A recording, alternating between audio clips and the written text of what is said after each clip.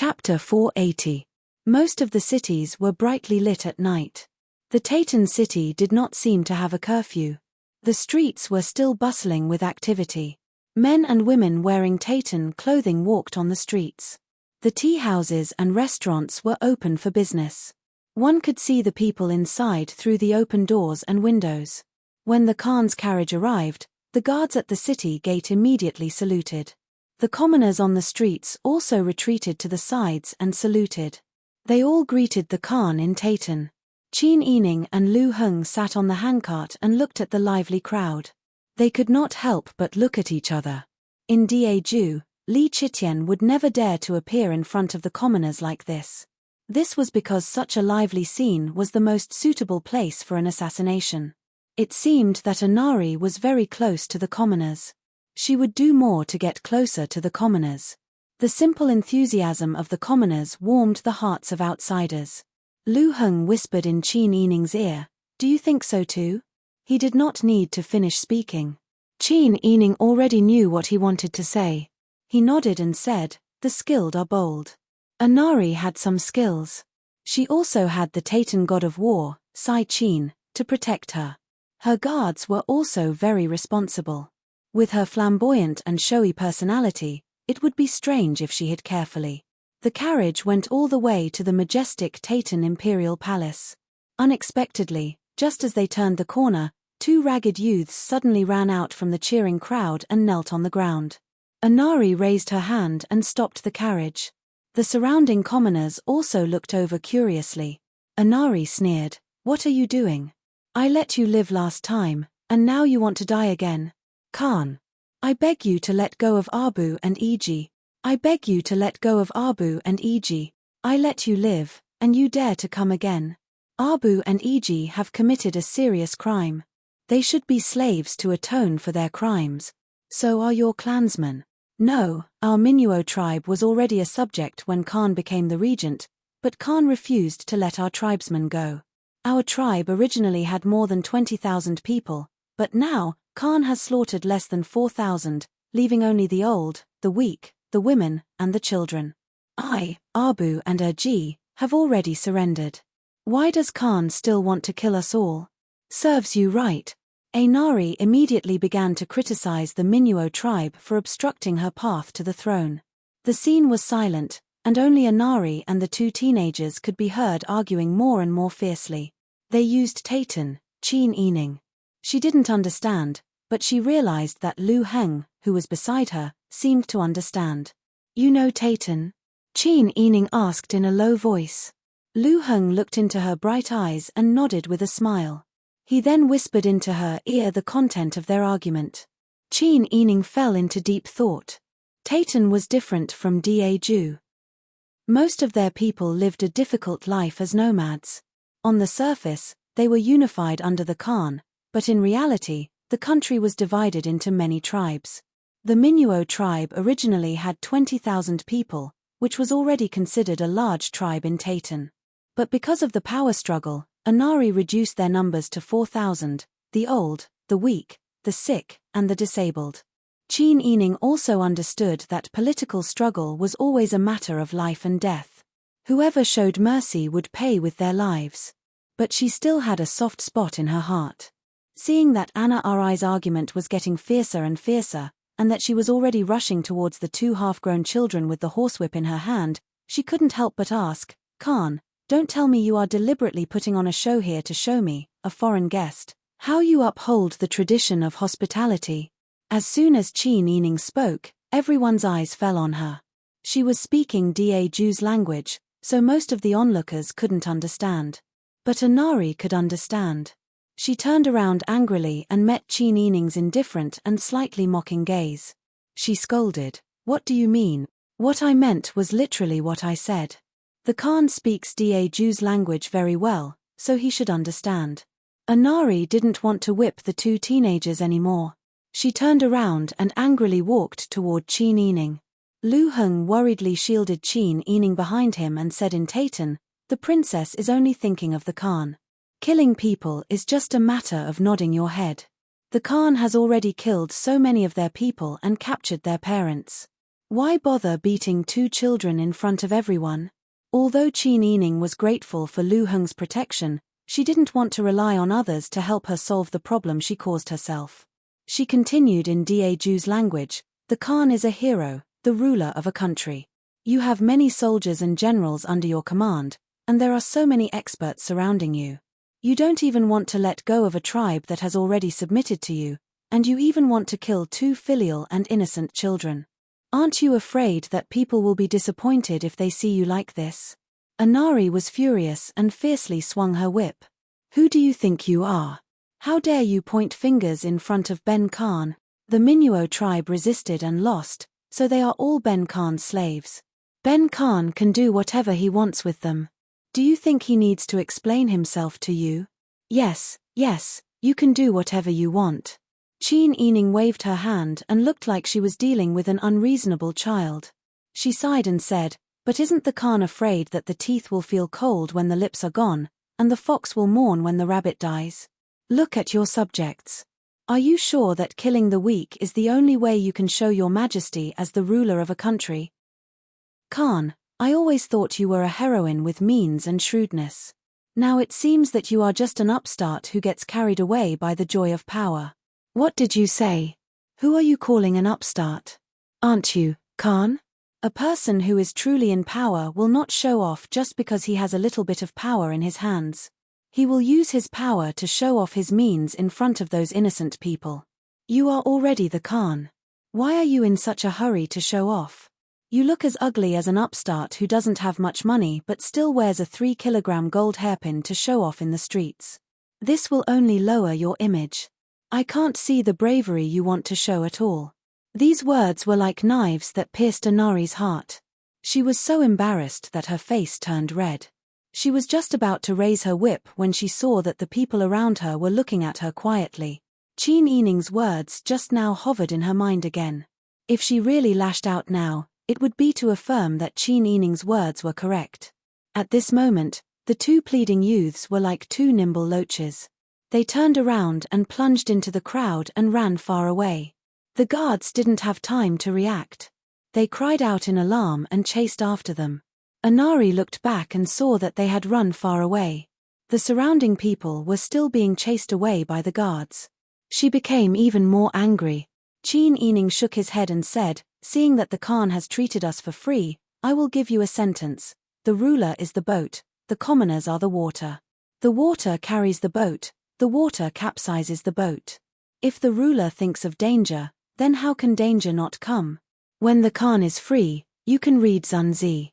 I believe that the parts that you don't understand, the prince consort will definitely understand and be willing to explain it to you."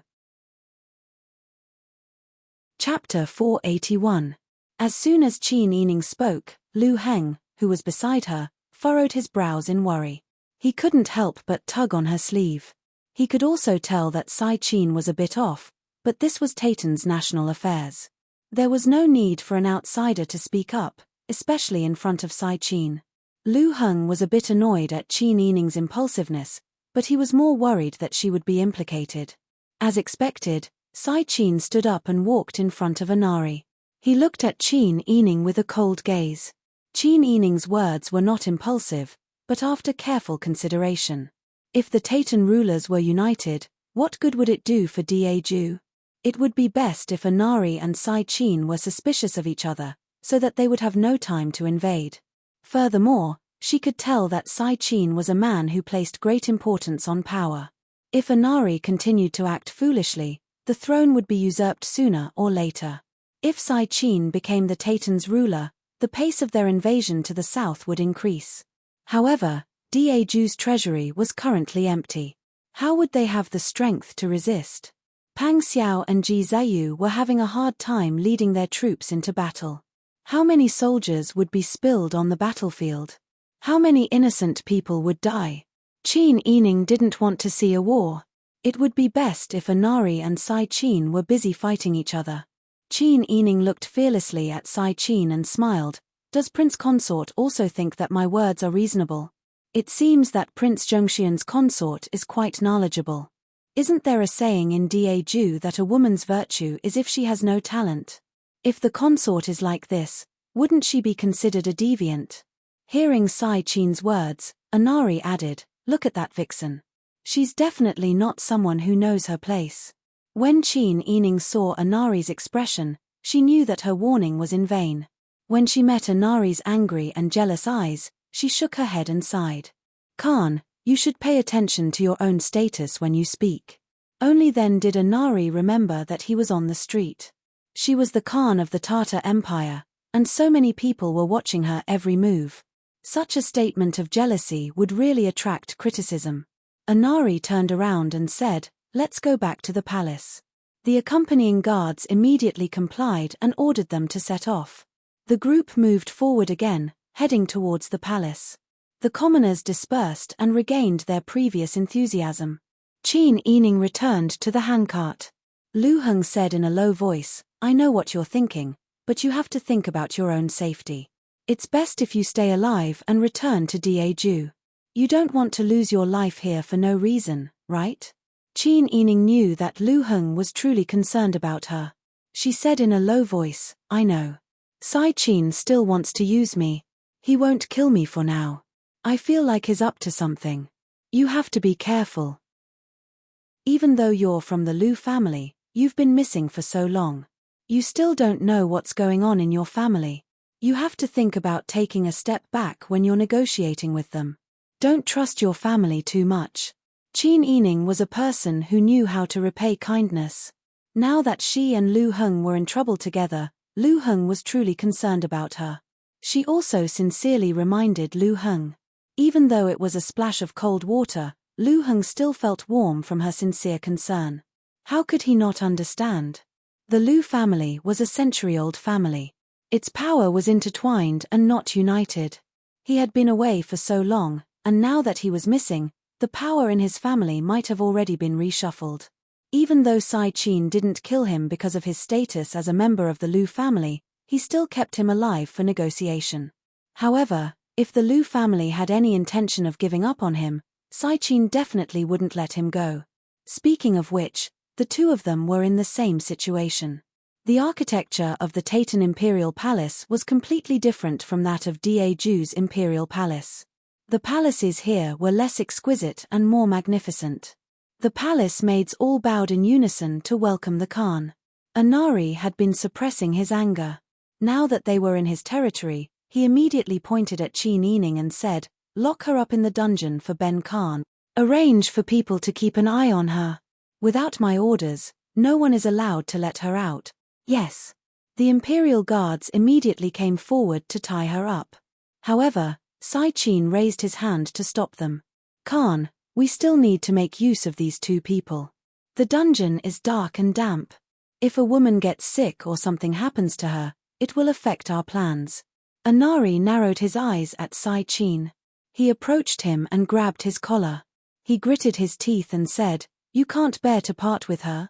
Along the way, Sai Qin had already been fed up with Anari's forceful attitude. Now that she was being so unreasonable, Sai Qin was even angrier. He suppressed his anger and said, Khan, please don't speak in such an eccentric manner. We are husband and wife, not enemies.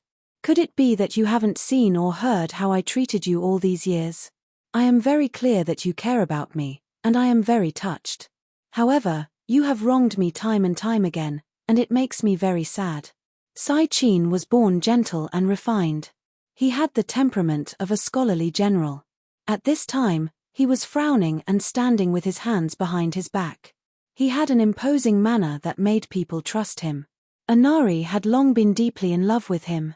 The two of them had supported each other until now. She admired and worshipped this man.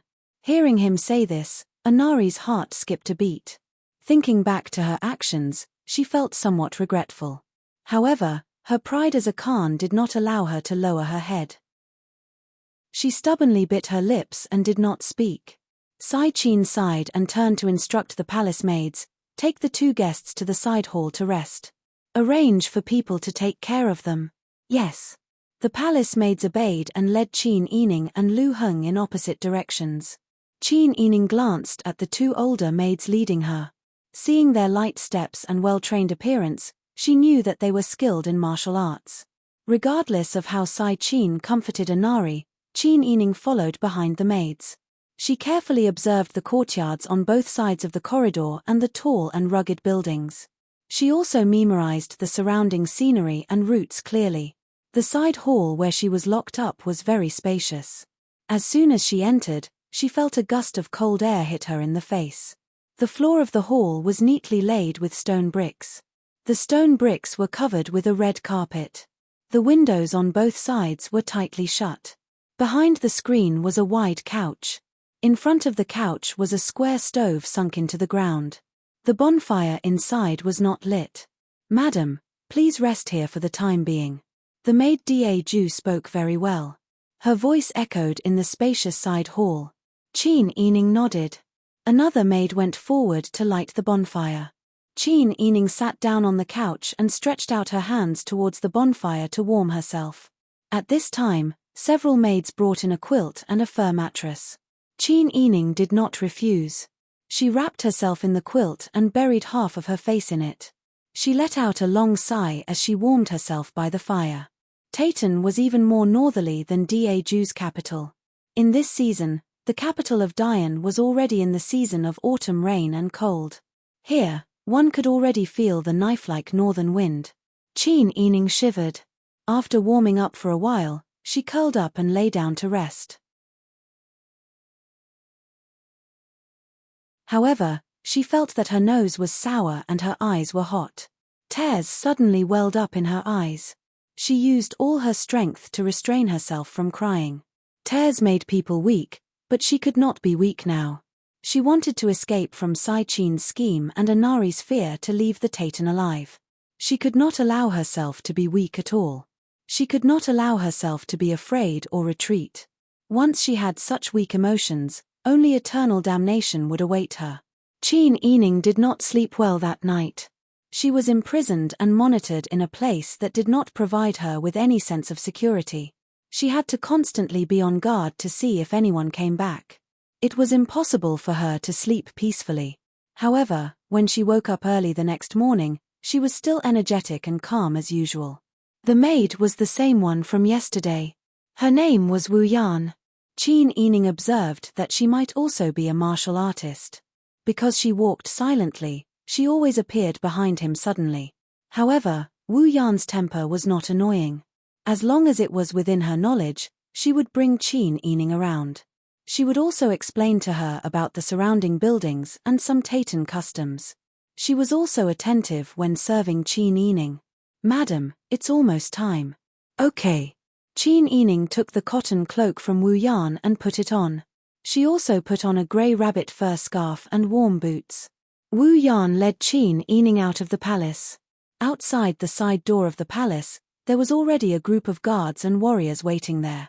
The guards were all wearing animal skins and had longbows in their arms. Their quivers were full of arrows and were ready to shoot. The slaves who were leading the horses and preparing the carriages were all dressed in rags. Their hair was messy and their faces were miserable. Among the slaves, there were even 7 or 8-year-old children and shriveled old men. Qin Yining frowned and followed behind Wu Yan. Wu Yan pointed to a group of slaves and said, "Madam, the Khan ordered you to wait here." Qin Yining understood that this was Inari's humiliation to her. However, she was originally a prisoner. Moreover, she had never felt that she was any nobler than a slave. She was born as a human. How could she be born as a lowly person?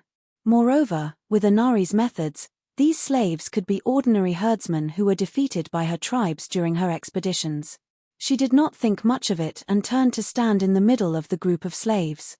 The slaves stood at the side with their heads down and slightly bowed. They did not dare to raise their heads to see who was standing in their group. Qin Yining's calm performance made Wu Yan have a whole new level of respect for her. Not long after, Lu Heng, who was wearing a grey rat cloak, arrived with Inari and Sai Qin. As soon as he stepped out of the arched brick city gate, he saw Qin Yining standing in the middle of a group of dirty slaves. She was like a crane in a flock of chickens, happy and content. Lu Heng immediately frowned and said in a low voice, "General Sai Qin, the Prince Zhengxuan's concubine has a noble status. Even if she is a prisoner like me, She should still be treated with respect. How can you treat her like a slave? Sai Qin was very pleased with this title. He seriously followed Lu Heng's gaze and saw Qin Yining standing in the middle of the slaves. He could not help but disagree and said, "This is my negligence." He waved his hand and ordered Wu Yan, "Why haven't you invited the concubine over? You are not allowed." Anari was already unhappy when she saw Lu Heng pleading for Qin Yining. When she saw Sai Qin agree, she angrily stopped him. It was Ben Khan who ordered her to stand there. A lowly slave should stand there. Lu Heng raised his eyebrows and looked at Anari strangely. Is it because my Taitan language is not good enough? A concubine with a different surname can only be called a lowly slave in the Taitan? Then how many lowly slaves are there in the Taitan royal family? You. Anari angrily glared at Lu Heng. Don't forget, you are also a prisoner. If Ben Khan wants to kill you, it's just a matter of moving his mouth. You. So it's like this. Last night General Sai Qin said that I was a friend of the Taitan and that it was natural for friends to help each other. Today, I have become a prisoner in the Khan's mouth. Then should I go stand with the Prince Zhongxian's concubine now? Lu Heng came from an extraordinary background and had a noble temperament. He was more like a servant than Anari. Coupled with the displeasure on his handsome face, it made Anari even angrier. Anari angrily raised her whip and was about to lash out. Sai Qin reached out and grabbed the whip in time. He held Anari's hand in his and said, "Khan, please calm down." Anari looked at Sai Qin in disbelief. "You're doing this for that lowly woman again."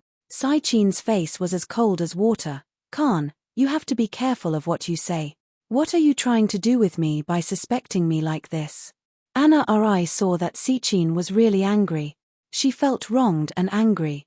Moreover, there were so many servants looking at them. This made her lose face even more. She really wanted to explode.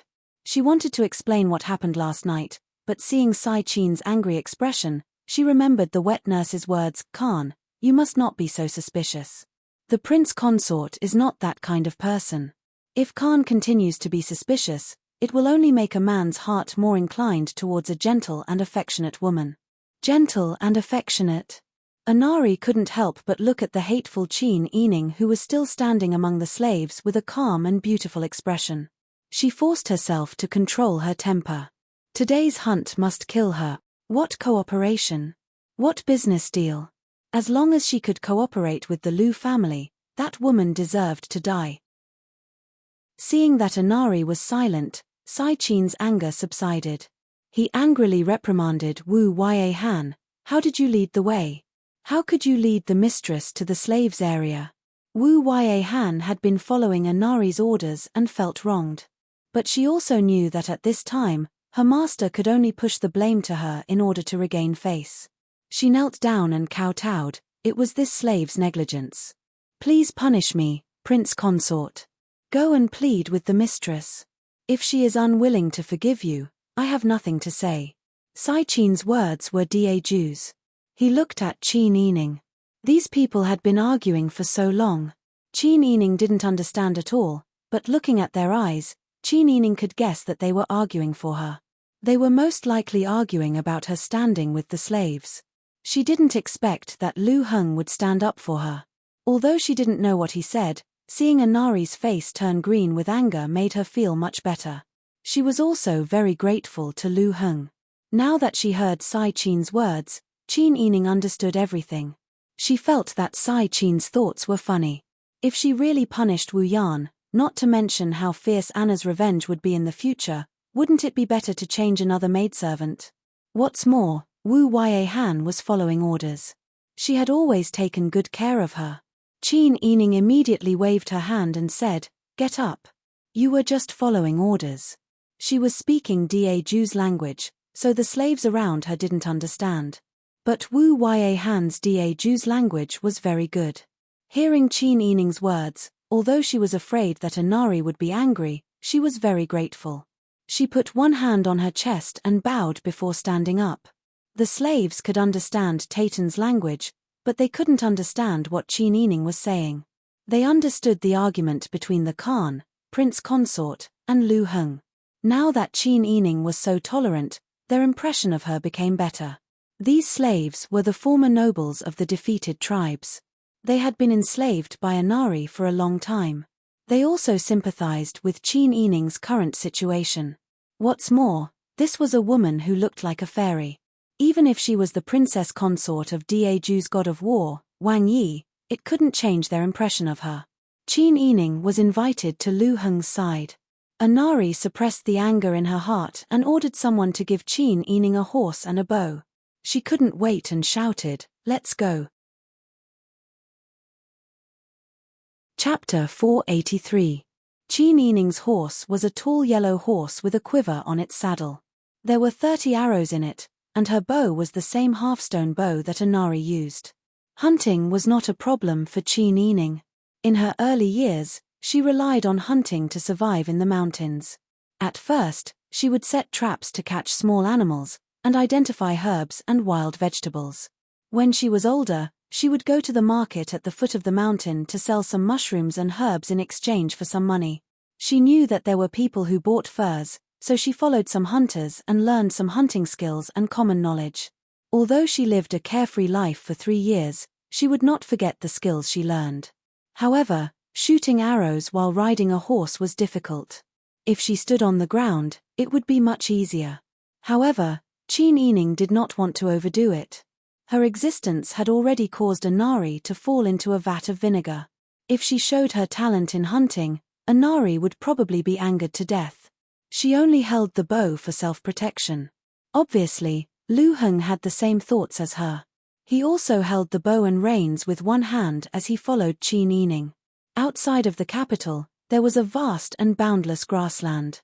In the October weather, the grass was yellow and there was frost on it. Occasionally, there would be patches of neat but sparse pine trees. The sky was full of clouds, forming a faint fog on the mountains in the distance. Even breathing seemed to be particularly humid. The group of people ran for half an hour and arrived at the foot of a large mountain. Most of the trees on the mountain were pine and cypress trees unique to the cold north. Compared to the sparse trees on the way here, the trees here were particularly tall. Anari waved her hand and everyone stopped. "We will hunt here. Let's see who has the most game." Yes. Everyone, including the guards who rode their horses here, as well as the slaves who had been driven all the way here, all followed Anami into the woods, and scattered into several groups, walking on tiptoe. Qin Yining and Lu Heng spontaneously walked beside Sai Qin. When Anari saw that Qin Yining was shamelessly clinging onto Sai Qin, he was so angry that his face turned red. He was not in a hurry to hunt his prey, so he turned around and followed beside Sai Qin. Qin Yining quietly observed the surrounding terrain and did not make a move. Anari, on the other hand, was showing off his skills. Sometimes he would kill a pheasant, and sometimes he would chase after a hare. After traveling through the pine forest for a while, Anari felt bored. "We're not lucky today. We only got these. Why don't we ride outside?" Sai Qin originally wanted to make Anari happy, so naturally she could say whatever she wanted. She whistled and called for everyone to leave the pine forest and return to where the slaves were guarding the horses. Everyone returned to their horses and began to search the grassland again. After going around a gentle slope, they saw a herd of wild gazelles. Anari was interested and urged her horse to charge forward. The gazelles looked up in shock and ran away when they saw the people coming. Anari liked the feeling of being chased like this. She led her men and chased after them, shouting. Who knew that when the group of people chased over a slope, the herd of gazelles that were running in front suddenly panicked and ran away in all directions. "It's a pack of wolves. Khan, it's a pack of wolves." The men shouted loudly. Anari excitedly said, "It just so happens that Ben Khan thinks that hunting gazelles is boring. Let's catch a few wolves to play with." Anari thought for a while and suddenly had an idea. She stopped her horse and stood on a high ground to look at the fleeing gazelles. She smiled at Qin Yining and said, "Ben Khan has heard that Daeju's Prince Zhongshuan is very brave. He is Daeju's god of war, Wang Yi. Even Wang Fei is a heroine and a rare talent. Wang Fei must have learned a lot from Prince Zhongshuan. Go down and show us your skills." As soon as she said this, Lu Heng was shocked and his expression changed. Before Qin Yining could speak, he stood in front of her and said in a low voice, "Khan, please take back your order. Our Daju is different from your country's customs. Women don't pay attention to learning how to ride and shoot. Wang Fei is a lady from a noble family. How can she fight against wolves? Not to mention Wang Fei, even the men of your country may not be able to fight against a pack of wolves. With Khan's order, it's hard to avoid suspicion of murder." Anari was trying to murder. Anyone with a discerning eye could see that. But she wanted to do it. This was Taytan land and she was the ruler of this country. That meant that she could do whatever she wanted. If she wanted someone to live, they would live. If she wanted someone to die, they would die. Seeing Lu Heng so nervous that he jumped out to help Qin Yining, Anari was unhappy. She sneered and said, "It's you again. Surnamed Lu, what's your relationship with Prince Zhongxian's consort? Why are you always interrupting her every time something happens?" At this point, Anari deliberately raised her voice and said in a surprised tone, "Aya, don't tell me that you two are in that kind of relationship. Surnamed Qin, you're really shameless. You dare to flirt with another man in front of everyone. Even if you don't care about your face, your husband does." Qin Yining clenched the bow in her hand tightly. Her fists and knuckles turned white. Anari had repeatedly slandered and provoked her. She really couldn't stand it anymore. Qin Yining suddenly drew 2 arrows. She took 2 steps forward and took aim. She pulled the half-stone bow into a full moon shape. At the bottom of the hill, the yellow sheep were scattered by the wolves. The wild wolves were very smart and disciplined. They only killed a few sheep when they were driving them. A very strong adult grey wolf howled a few times, and the rest of the wild wolves cooperated and tried to drive the whole flock of sheep in one direction. Qin Yining pointed the sharp tip of the arrow at the alpha wolf. After she steadied her mind and took aim, she released an arrow with a whoosh. The wolf was very sensitive. It immediately sensed the danger and tried to dodge. However, Qin Yining's arrow had already arrived and hit its hind leg. The alpha wolf howled and ran 2 steps with a limp. Then, it viciously looked in the direction of the arrow. When it saw Qin Yining knocking the arrow, it immediately bared its fangs and barked a few times. However, the second arrow in Qin Yining's hand had arrived at this time and hit the head wolf again. The ferocious male wolf fell to the ground and blood flowed on the grass. Good. Good archery. Lu Heng and Sai Qin cheered at the same time. Even the guards and slaves who came with them couldn't help but look at Qin Yining. They didn't expect that such a delicate beauty could take down the alpha wolf with 2 arrows. Anari was so angry that her face turned red. She only wanted Qin Yining to lose her life and feed the wolves. She wanted her to go down and fight the wolves alone, but who knew that she would be so cunning? "Khan," Qin Yining smiled and said, "the alpha wolf is injured. Khan, please let them open a gap and let the rest of the wolves leave.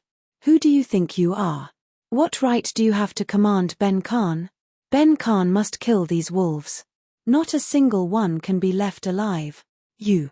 Anari gritted her teeth and pointed at the group of slaves behind her.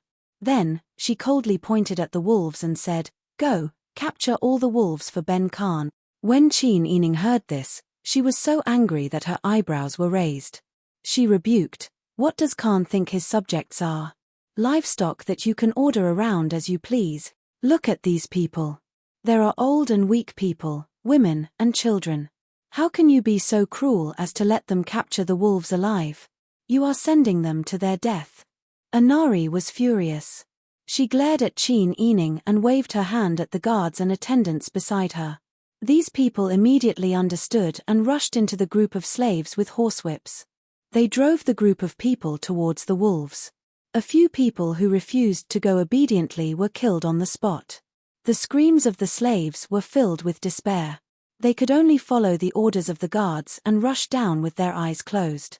It was as if they wanted to end this miserable and hopeless life. In the pack of wolves that had lost their leader, another wolf had taken the place of the previous one. They seemed to be anxious to avenge their leader. Seeing so many people rushing over, they were not afraid at all. They ignored the yellow goats and rushed towards the slaves while howling. The slaves were all unarmed. They had to work every day and did not have enough to eat. No matter how noble their status was in the past and how noble their treatment was, they were now all skin and bones. In addition, they had been running behind the group of horses and were running on their feet. Their physical strength had long reached its limit. Under the furious attacks of the wild wolves, people quickly fell, and the frightened yellow goats ran away while bleating. Qin Yining was so angry that her eyes almost popped out. Khan, please take back your order. Does Khan not want to accumulate merit? You are harming the people like this. Are you not afraid of being punished by the heavens? Punished by the heavens? It is the will of the heavens for Ben Khan to be able to sit in this position. How can there be any punishment from the heavens? Even if there is, Ben Khan does not care about it. Look for yourself. Did those people die unjustly? They did not die unjustly. There are so many people. If the wolves can't even deal with them, how can they serve under Ben Khan? They are lowly slaves after all. They are not worthy of serving Ben Khan. They deserve to die. Qin Yining was so angry that she gritted her teeth and scolded, I should have called all of you Taytan people. You are the Khan. Do you only want to enjoy life like King Ju of Shang and not care about the lives of others? Shut up. Anari angrily raised her hand and whipped at Qin Yining's face. Qin Yining's reaction was very fast. When she saw Anari raise her hand, she already wanted to dodge. However, her health was not good recently and she did not have enough energy. She wanted to dodge, but her body did not listen to her and she almost fell. Seeing the whip flying towards her, Lu Heng did not care about anything else and grabbed the whip. Khan, please calm down. Lu Heng was born rich and came from the main branch of the Lu family. He had been in business for a long time and thought that he had seen all kinds of people. However, he did not expect to see such a cruel and inhumane person today. One end of Anari's whip was tightly grasped by Lu Heng. She tugged at it twice, but Lu Heng had no intention of letting go. At this time, more slaves were being bitten by the wolves. Screams and cries could be heard. Anari wanted to tell Qin Yining that in her territory, disobeying her would only result in this.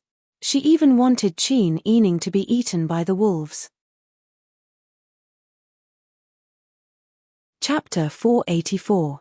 Anari was so angry that he laughed.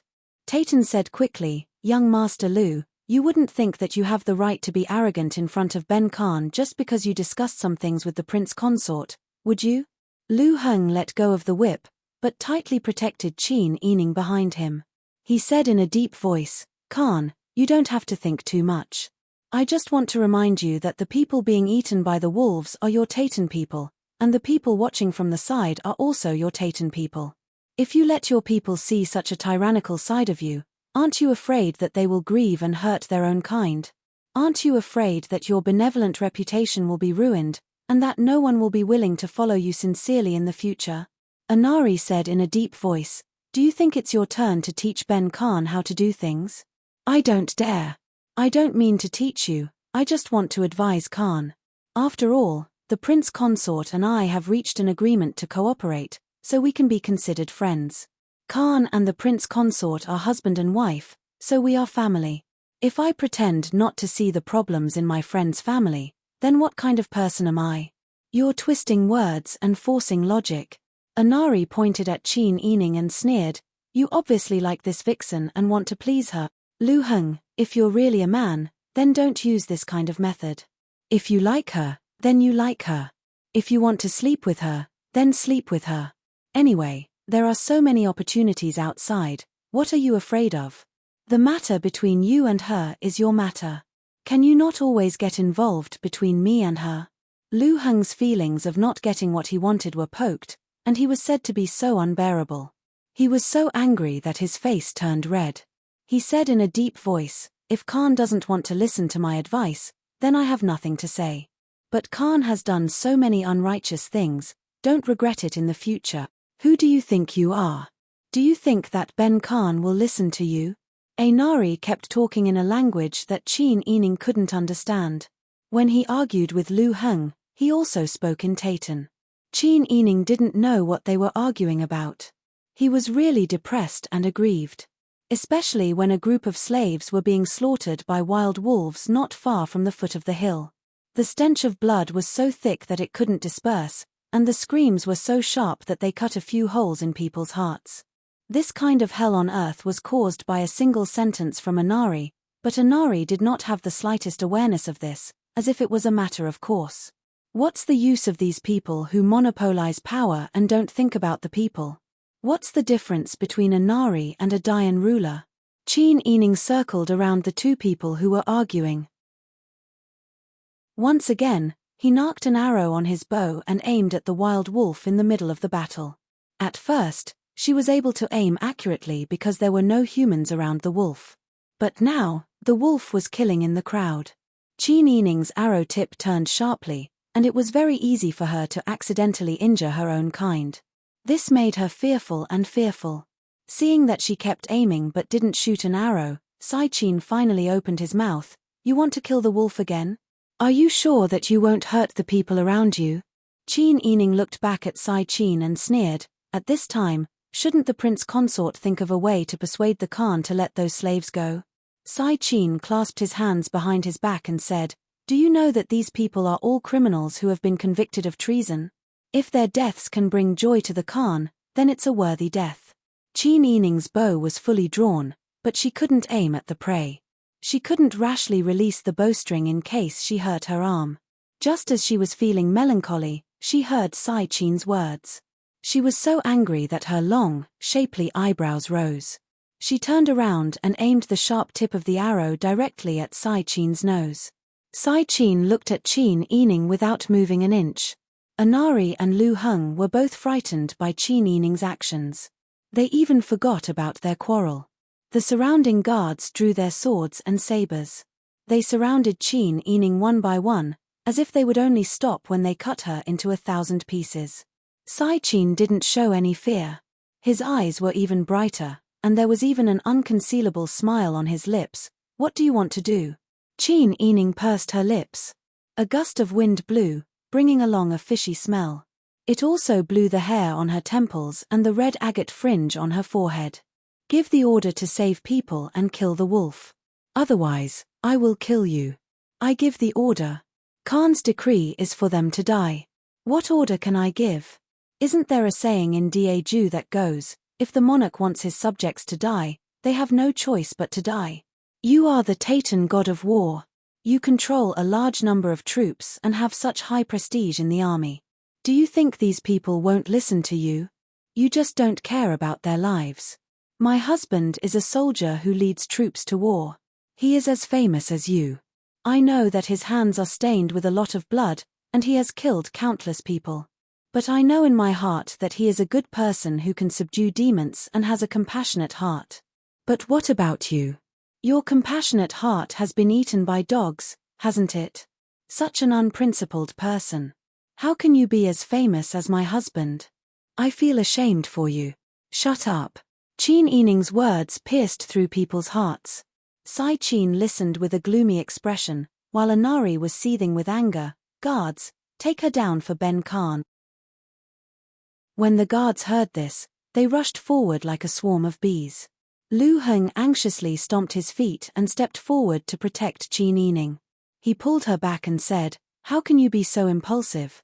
Quickly move the arrow away." Chin Ening looked back at the few remaining slaves at the bottom of the hill. She gritted her teeth and showed no signs of compromising.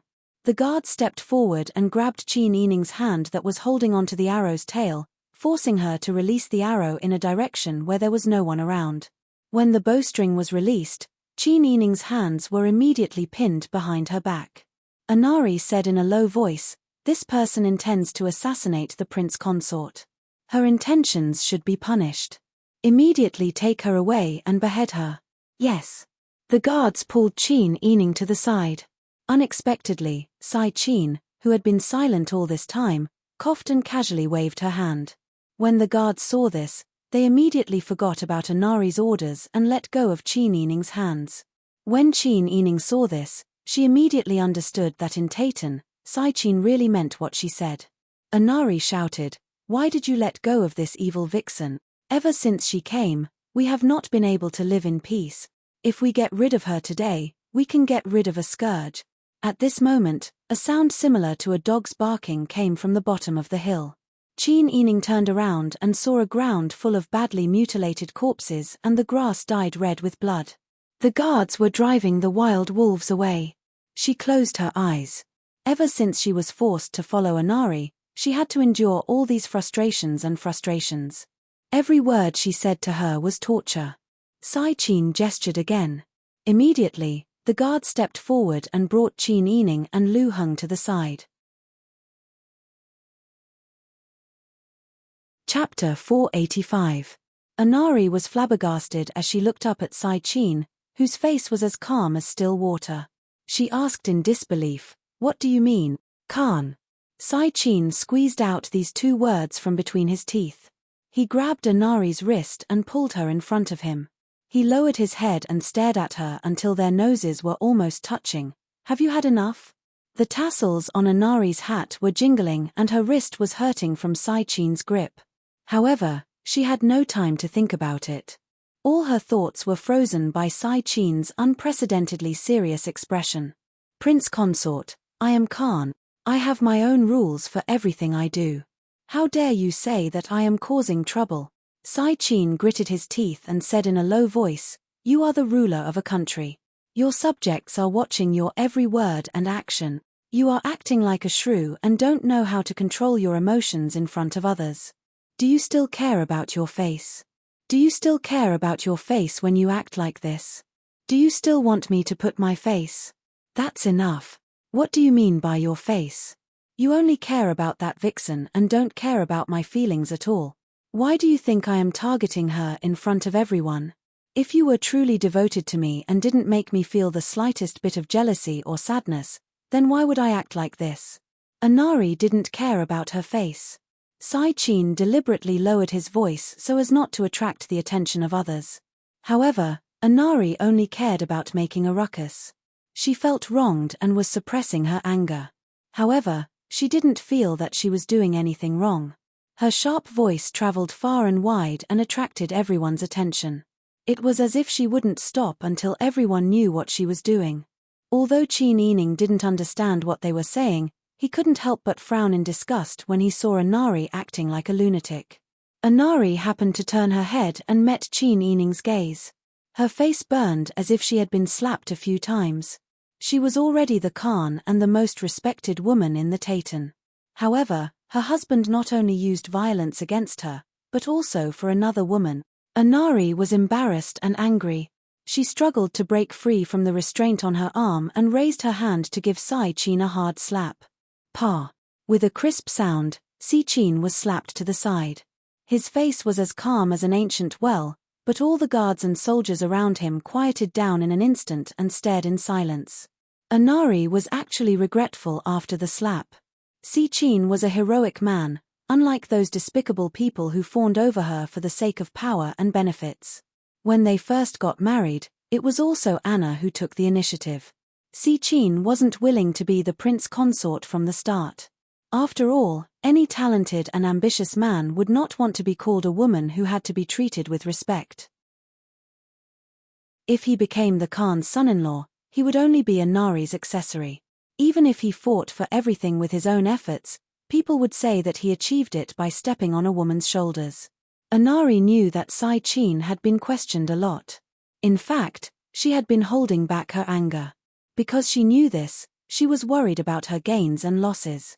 That was why she kept a close eye on him and did not let him have the chance to escape. But what did she do now? She slapped this proud man in front of everyone. Anari was very anxious. She anxiously grabbed Sai Qin's hand and said, "I didn't do it on purpose. I was just in a moment of desperation." Before she could finish her words, Sai Qin pushed her hand away. Sai Qin turned and walked away.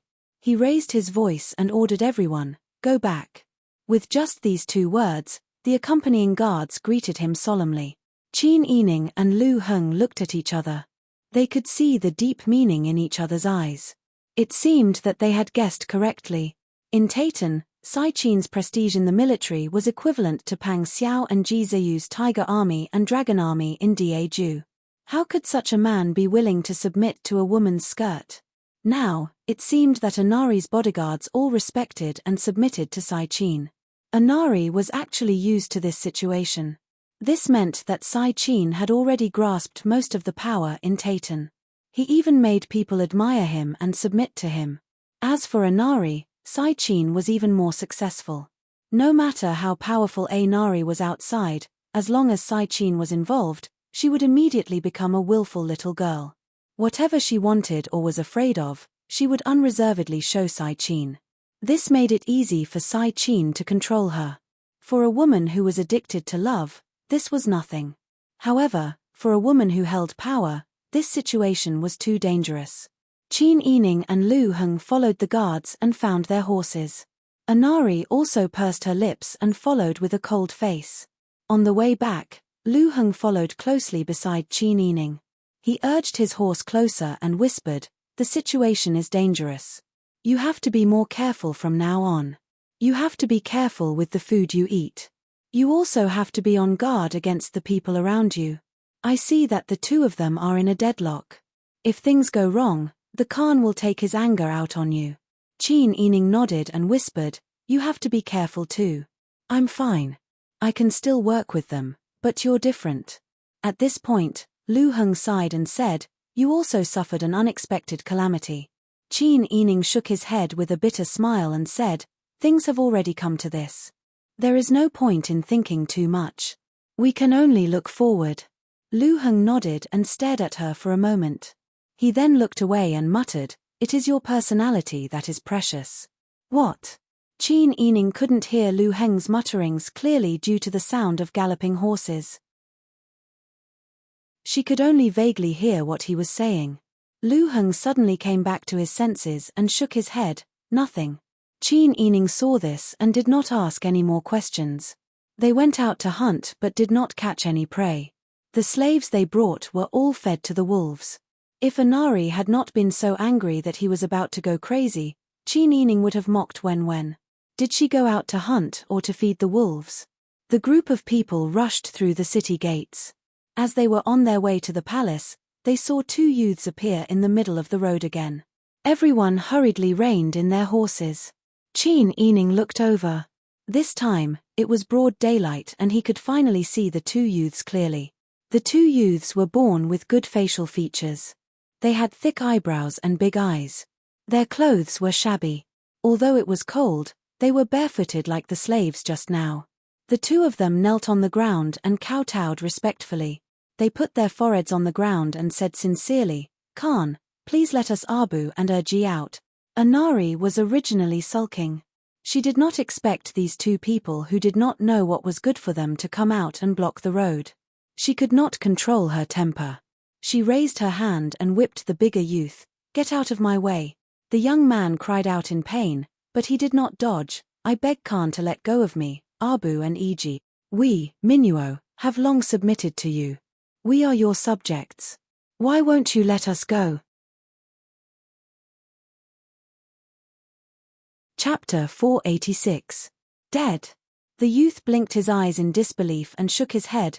"No way, my Abu and Aji are both very healthy, they can't be dead. Ben Khan, please be merciful and let them go." Anari sneered, "A bunch of defeated trash. They're all dead. They were useless, they followed Ben Khan to hunt, but they were bitten to death by wolves. Ben Khan had nothing to say to such people. Get out of the way, or I'll throw you to the wolves to accompany your Abu and Urji." Bitten to death by wolves. The two youths' faces were pale and their eyes were dull, they were scared silly. The older one stared blankly at Anari, while the younger one stretched his neck to look at the group. He was clearly trying to find someone, hoping that Anari was joking. More and more Tayton people gathered around to watch, they didn't know what was going on. Qin Yining had already understood from Lu Heng's explanation. Looking at the two youths who had lost their parents, Qin Yining felt very sad. Anari was too cruel. In fact, those slaves didn't have to die. Qin Yining wasn't a soft-hearted person. She also understood that all success was built on sacrifices. For example, the establishment of the Daeju dynasty was built on the bones of many people. If the country was really faced with the destruction of the country and the displacement of the people, There had to be a war. If those slaves were sent to the battlefield, even if they died on the battlefield, it was still admirable. Qin Yining didn't dislike such a heroic way of dying. But today, these slaves didn't die honorably, they simply became Inari's toys. The meaning of their deaths was just to let Inari have some fun for a while. What kind of ruler was this? Inari's absurdity was even worse than the big-eyed fatuous ruler. Just as Qin Yining was cursing in her heart, Qin waved her hand to block Anatri's whip that was about to continue lashing out. She sighed and said, "Your Abu and Iji are indeed dead. After all, the Minuo tribe still has people waiting for you to lead them." The two brothers stared blankly at Qin's compassionate eyes. For a moment, they were overcome with grief and tears rolled down their cheeks. Inari was annoyed and couldn't bear to see the two of them cry. Just as he was about to throw a tantrum, Qin grabbed his wrist tightly. The two had just started arguing, but Qin did not loosen his grip. He looked like he was going to break Inari's hand, which made Inari even angrier. But she didn't want to lose Qin. She had to be patient. She could not continue to embarrass Qin in front of others. Inari allowed Qin to grab his wrist and didn't try to punish the two youths. When she thought about how the remaining 4,000 people of the Minuo tribe were all old, weak, sick, and disabled and had no backbone, and that the entire tribe would have to rely on her as slaves, Inari wasn't in a hurry to kill them. Wouldn't it be better to let them be slaves with her? Did he have to tell her about his psychological journey after he was forced to leave Pangxiao? Tian Jizhi smiled and said, "Forget it. If you don't want to talk about it, then don't. But you don't have to worry. Your luck is still very good. I think it's because of your husband. You haven't used up all your good luck yet. You should rest well. Looking at you, you're much weaker than you were before you were married." No matter what the other party's motive was, at least this sentence showed genuine concern. They could be considered to have met an old friend in a foreign land, right? The first time she met Tian Jizhi, it was her grandmother who took her there. Qin Yining thought of her grandmother's family in the far south. She didn't know how their children were doing. Qin Yining really wanted to go back to Daeju, but there was nothing she could do. Inari saw that Qin Yining and Tian Jizhi were chatting happily and couldn't help but feel jealous. It seems like Tian Jizhi is very familiar with her. Chapter 487. Qin Yining felt that Tian Jizhi's tone was not right. She did not know if Tian Jizhi knew about the discord between her and Inari, but what would Inari think if she said that their fates were similar in front of the Taitans Khan? Inari was meticulous and was very nervous about Qin, so she was very strict with her husband. Qin Yining did not have any feelings for Qin and had never been close to her. Inari could guess all kinds of ways that Qin Yining had seduced her husband. What if Tian Jizhi was added to the mix? Tian Jizhi was very accurate in reading people's fates.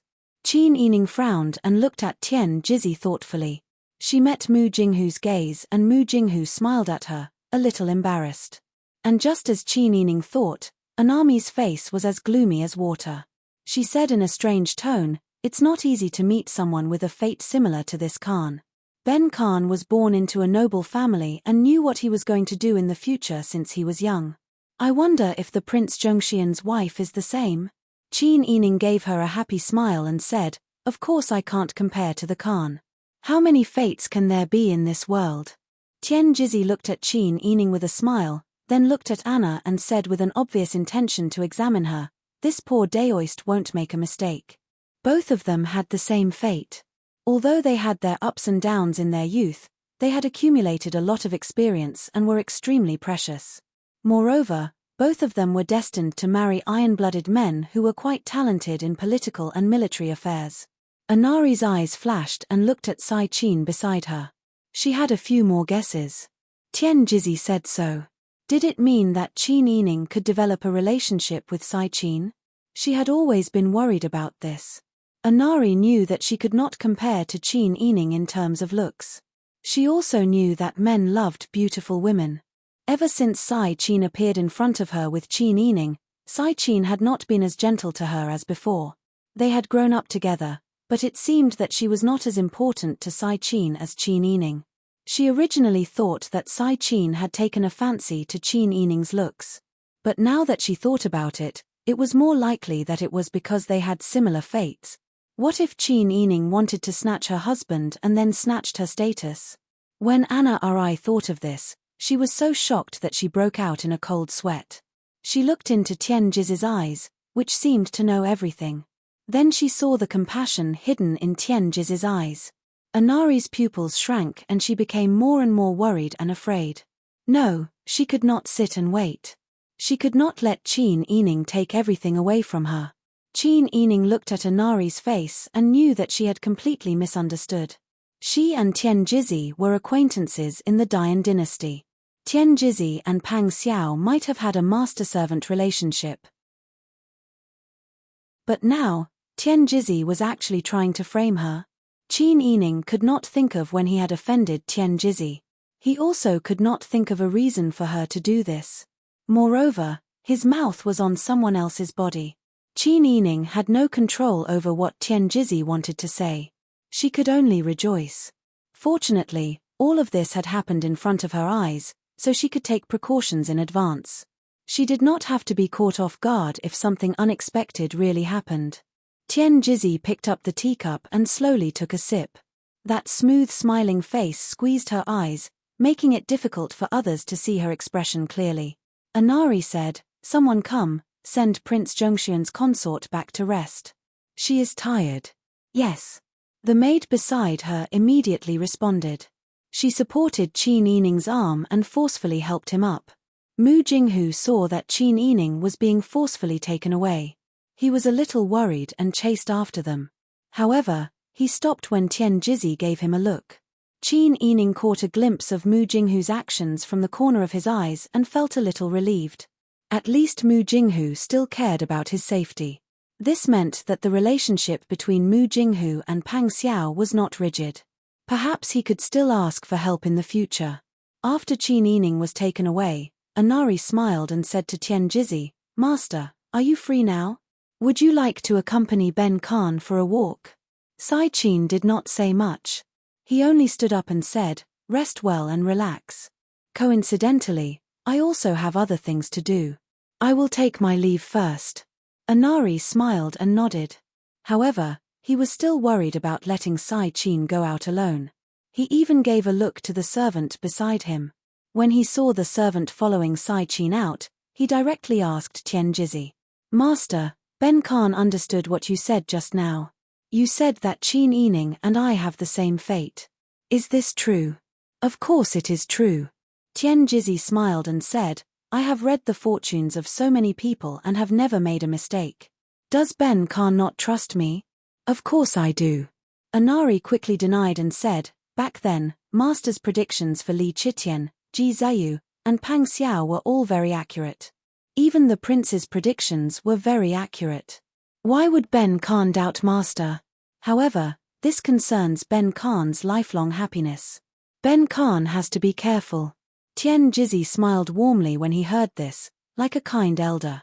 "I understand Khan's thoughts. You and the prince's consort are deeply in love. You don't want any external forces to interfere." Anari nodded and said, "Master, what you said is very accurate. Ben Khan and the prince's consort have been friends since they were young. They have supported each other until today. I really don't want there to be any estrangement between us. Ben Khan also doesn't want to see anyone other than me in his eyes." Tian Jizi smiled and said, "But people's fates have long been determined. Although Khan is born rich, his fate is not unique. Sometimes, when two people's fates are too similar, it's fine if they are separated. However, if they meet, it's hard to say who will steal the other's fate." In this humble Taoist's opinion, although the Khan and princess consort Zhongxuan come from different backgrounds, different countries, and different ages, the fate of the two of you and the entanglement between the two of you are extremely similar. So, it's very likely that Qin will steal the prince's consort. Anari's eyes widened and he gritted his teeth. The prince's consort has always been loyal to Ben Khan. How can an outsider interfere in our relationship? If such a day really comes, It will be Qin who seduces the prince's consort. Tian Jizhi smiled and shook his head.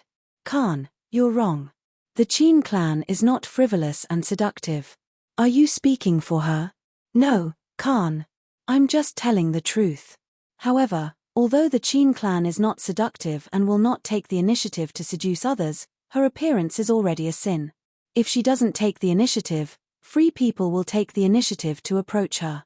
So you're saying that the prince's consort will like her? Anari suddenly stood up and looked at Tian Jizhi in surprise. Chapter 488. Anari stood rooted to the ground, as if nothing could catch her eye no matter how beautiful the scenery was. Her mind was filled with Tian Jizhi's words, replaying them in her ears over and over again. After two people with the same fate met, it was uncertain who would steal whose fate.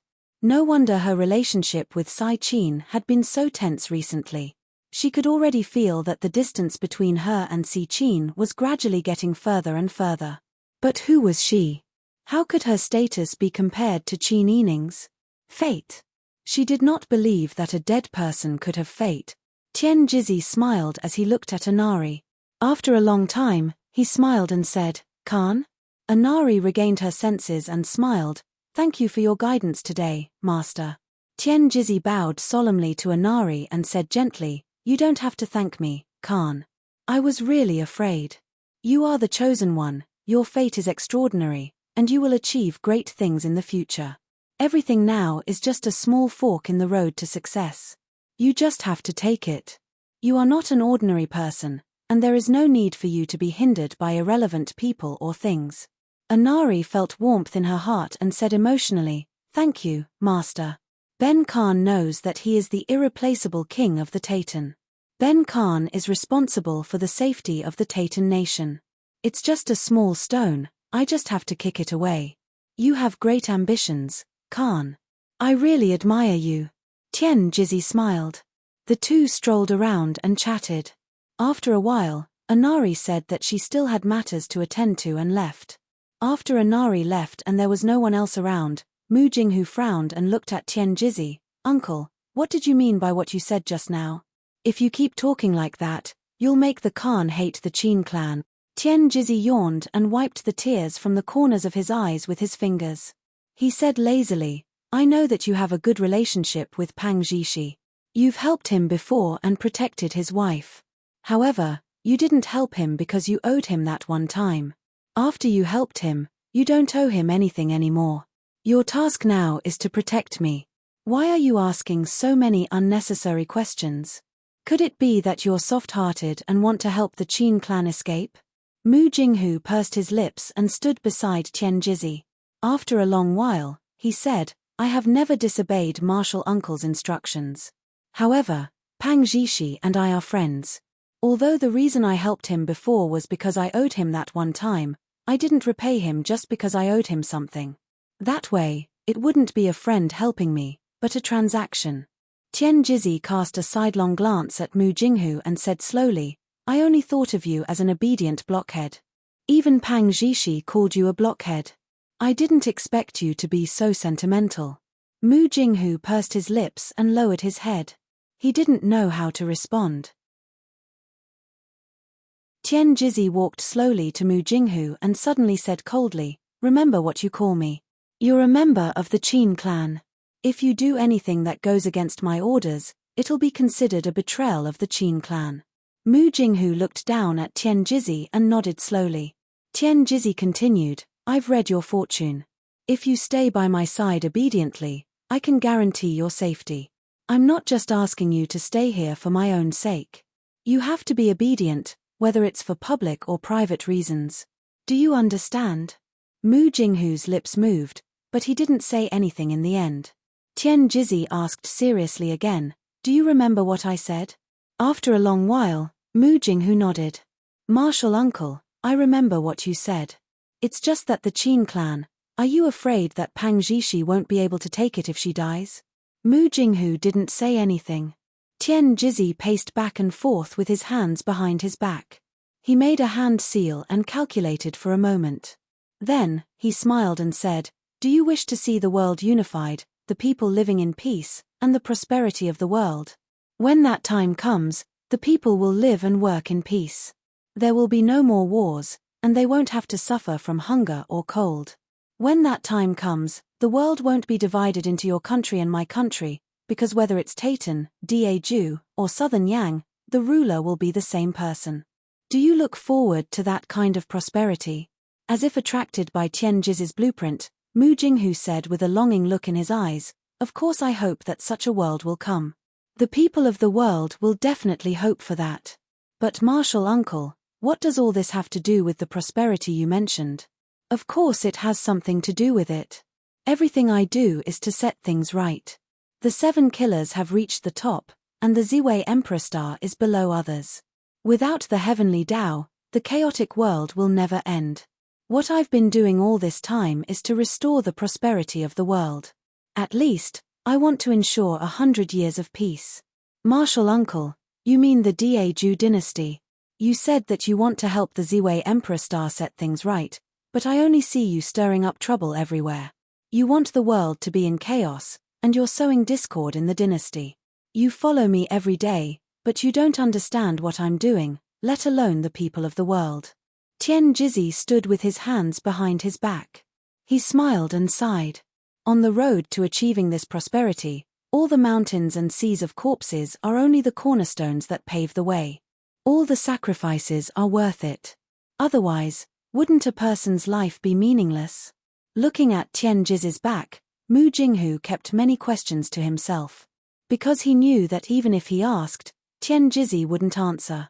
Mu Jinghu had always respected his master and obeyed Tian Jiz's orders. However, he still remembered his relationship with Pang Xiao. There was no reason for him to be completely indifferent when his wife was in trouble. Mu Jinghu was caught in a dilemma. When Qin Yining returned to the hall, she was strictly guarded by 2 old nannies who suddenly appeared. Except for the Khan's summons, she was not allowed to go out or see anyone. Qin Yining knew that she was a prisoner, so if she was not allowed to go out, she would not go out either. However, when Lu Heng came to see her a few times, he was forcefully stopped by the guards outside. He became more and more uneasy and worried. Since he couldn't see her, he didn't know how Qin Yining was doing. If she was bullied, injured, or sick, with a Nari's temper, then Qin Yining would be dead for sure. When he was not allowed to enter, Lu Heng stood at the door and said, "Princess, are you well?" "This one is Lu Heng. I'm here to see you." Qin Yining was in the inner room. In fact, she had heard Lu Heng's voice many times before. However, Lu Heng always spoke in Taytan language. He spoke so quickly that she understood that he was arguing with someone. She couldn't interrupt even if she wanted to. This time, Lu Heng used a language that she was familiar with. Qin Yining immediately stood up and walked around the screen. She replied, "I'm fine. Thank you for your concern, Second Master Lu." Hearing her weak voice, Lu Heng sighed and said, "Hang in there. I'll think of a way to get you out and lift your confinement."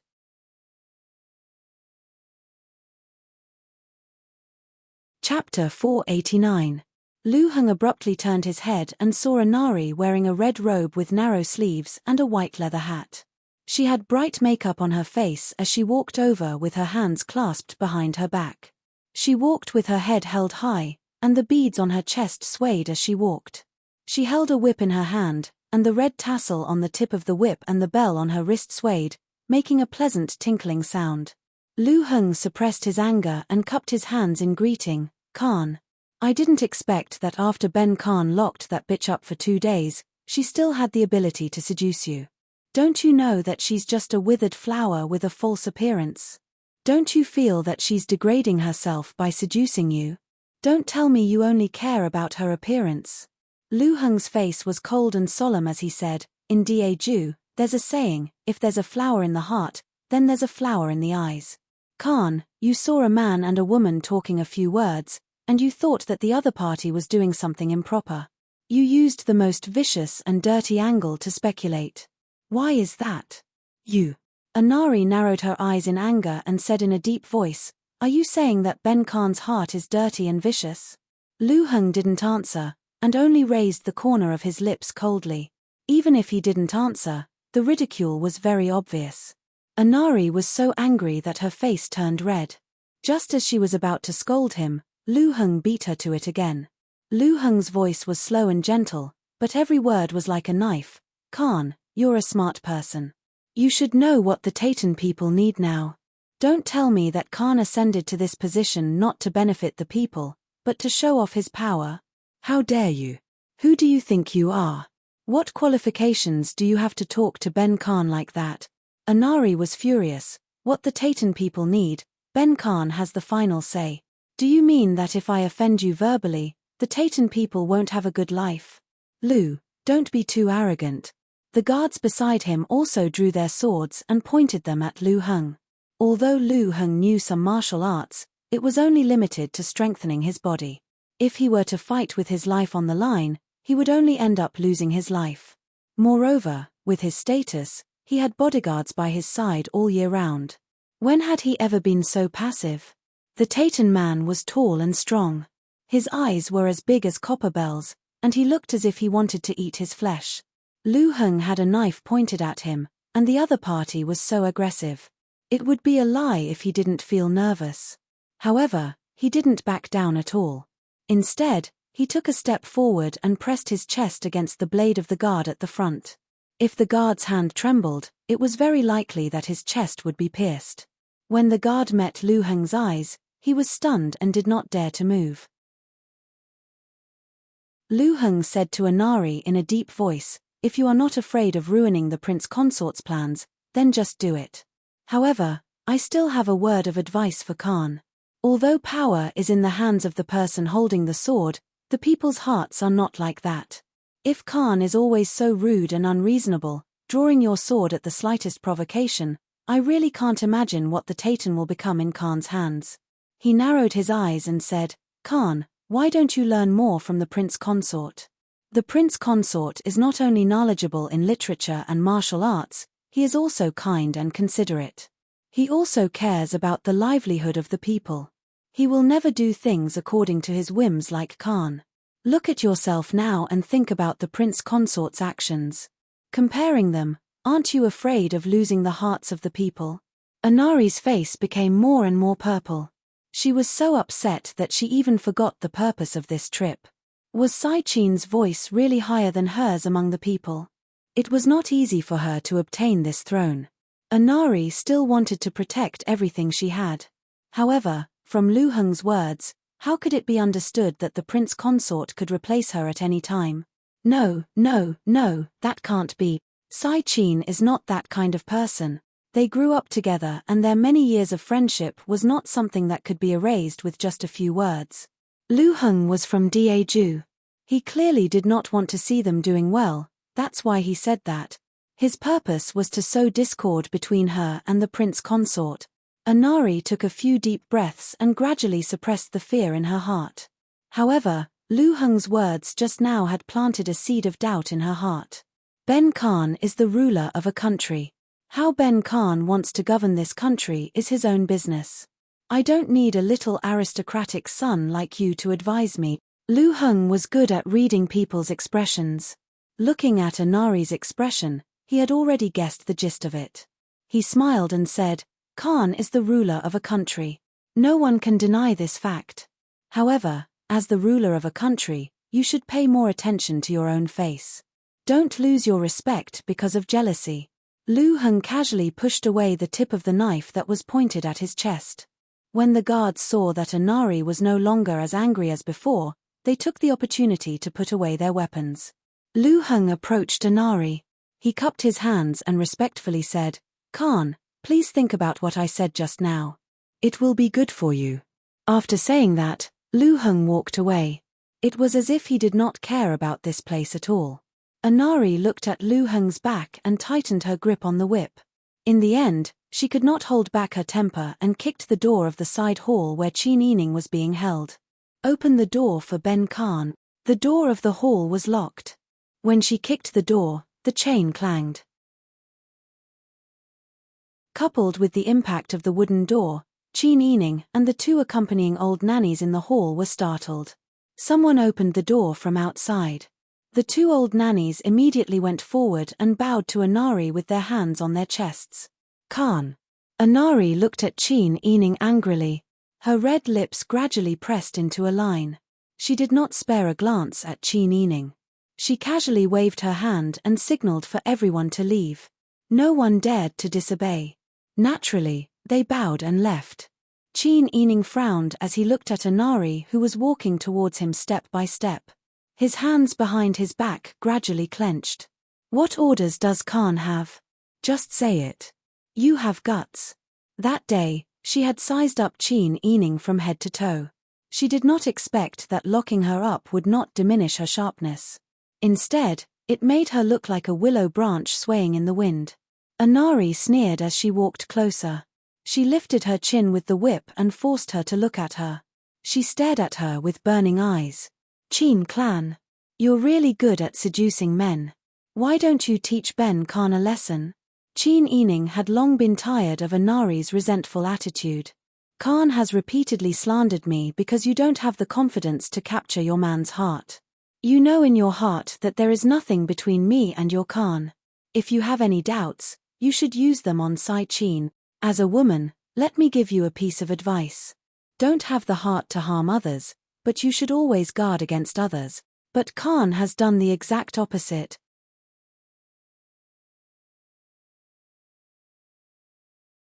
Chapter 490. How could Chin Ening just stand there and let her hit him? She grabbed the whip that Anari swung at her.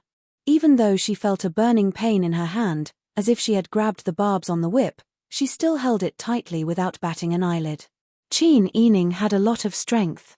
Anari angrily tugged at the whip a few times, but she couldn't get it back. Instead, because they were fighting for the whip, the two of them got closer. Let go of me. Anari gritted her teeth.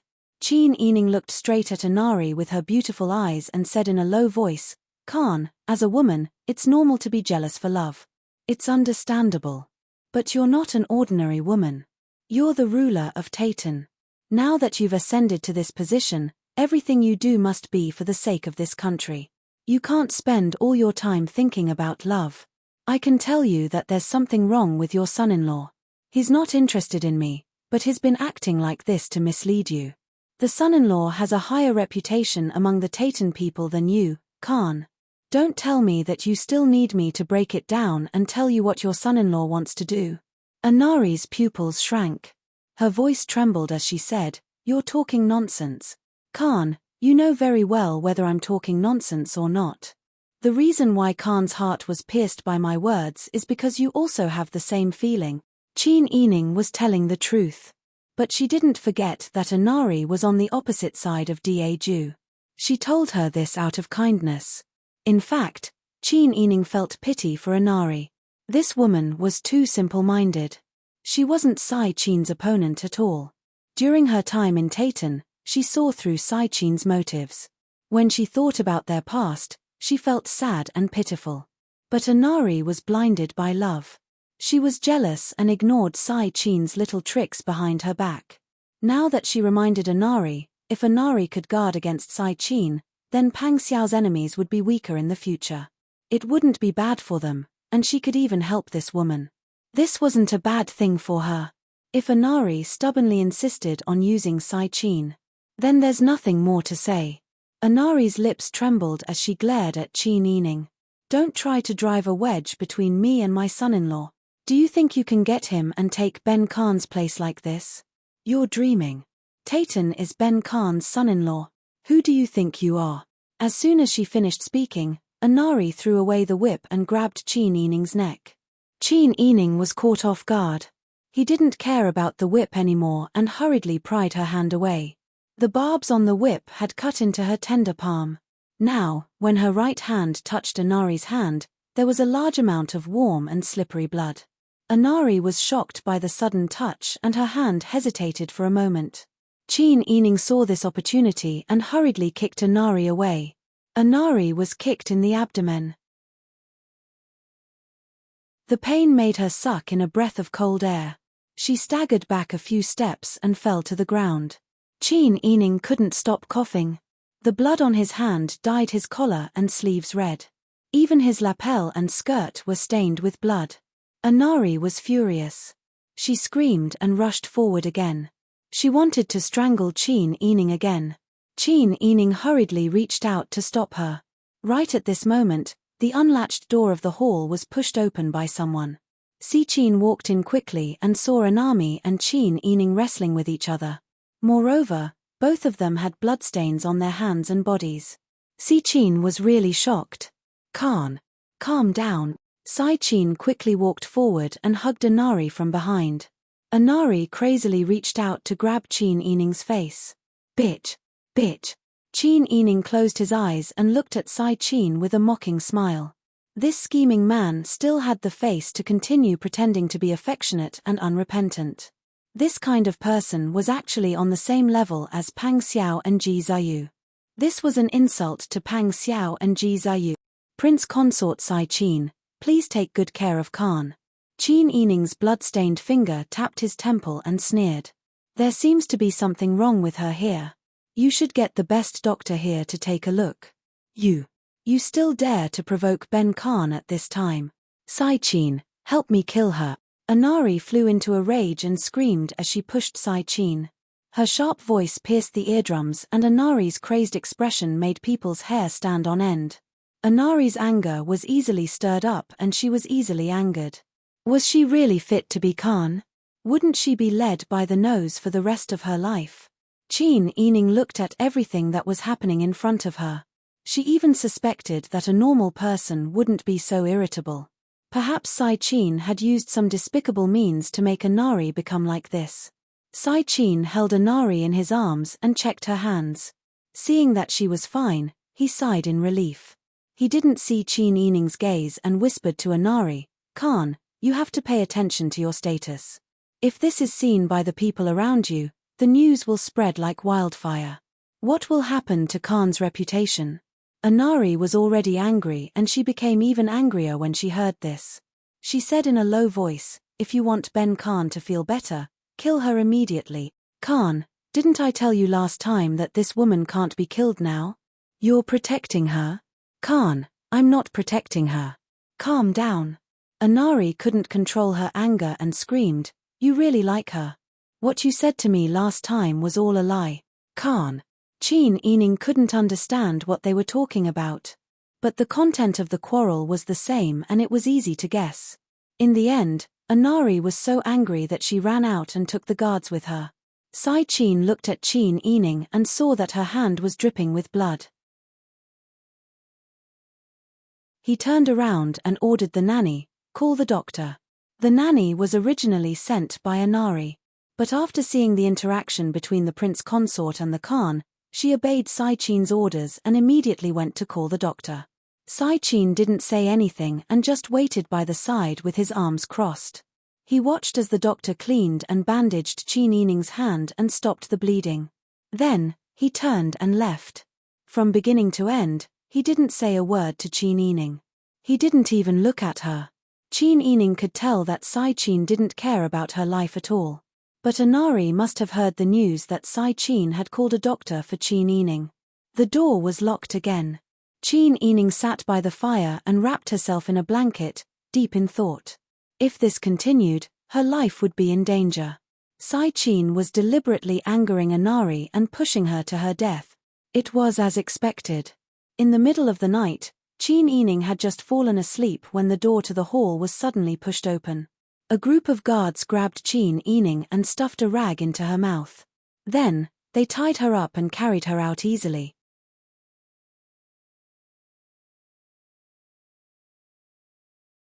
Chapter 491. Qin Yining's heart was beating wildly. It didn't feel good to be held in someone's hands like an animal. The most important thing was that even if she didn't understand what Inari was saying, it was obvious that the situation was not good. While struggling, Qin Yining unexpectedly met Inari's eyes. She couldn't help but stop struggling. That was the look of someone looking at a dead person. It seemed that she would not be able to escape death tonight. In Japan, she hated her. Si Qin had created an illusion in front of Inari that Si Qin was attracted to her. Inari was not only jealous, but also humiliated by the fact that the position of the Khan's son-in-law had been snatched away. Today, Tianjizi saw her and said that her fate was similar to Anari's. After she left, she didn't know what she said to Anari, but it was possible that this was the root cause of the current situation. Tianjizi wanted her dead. Why? Wasn't she Pang Xiao's person? Why didn't she help her, but instead wanted to harm her? Now that Tianjizi wanted to harm her, Pang Xiao didn't know Tianjizi's true nature. If she blindly trusted her, would she be the next person to be harmed? Qin Yining was now angry and anxious. She wanted to struggle, but she couldn't. She wanted to call for help, but her mouth was stuffed with rags.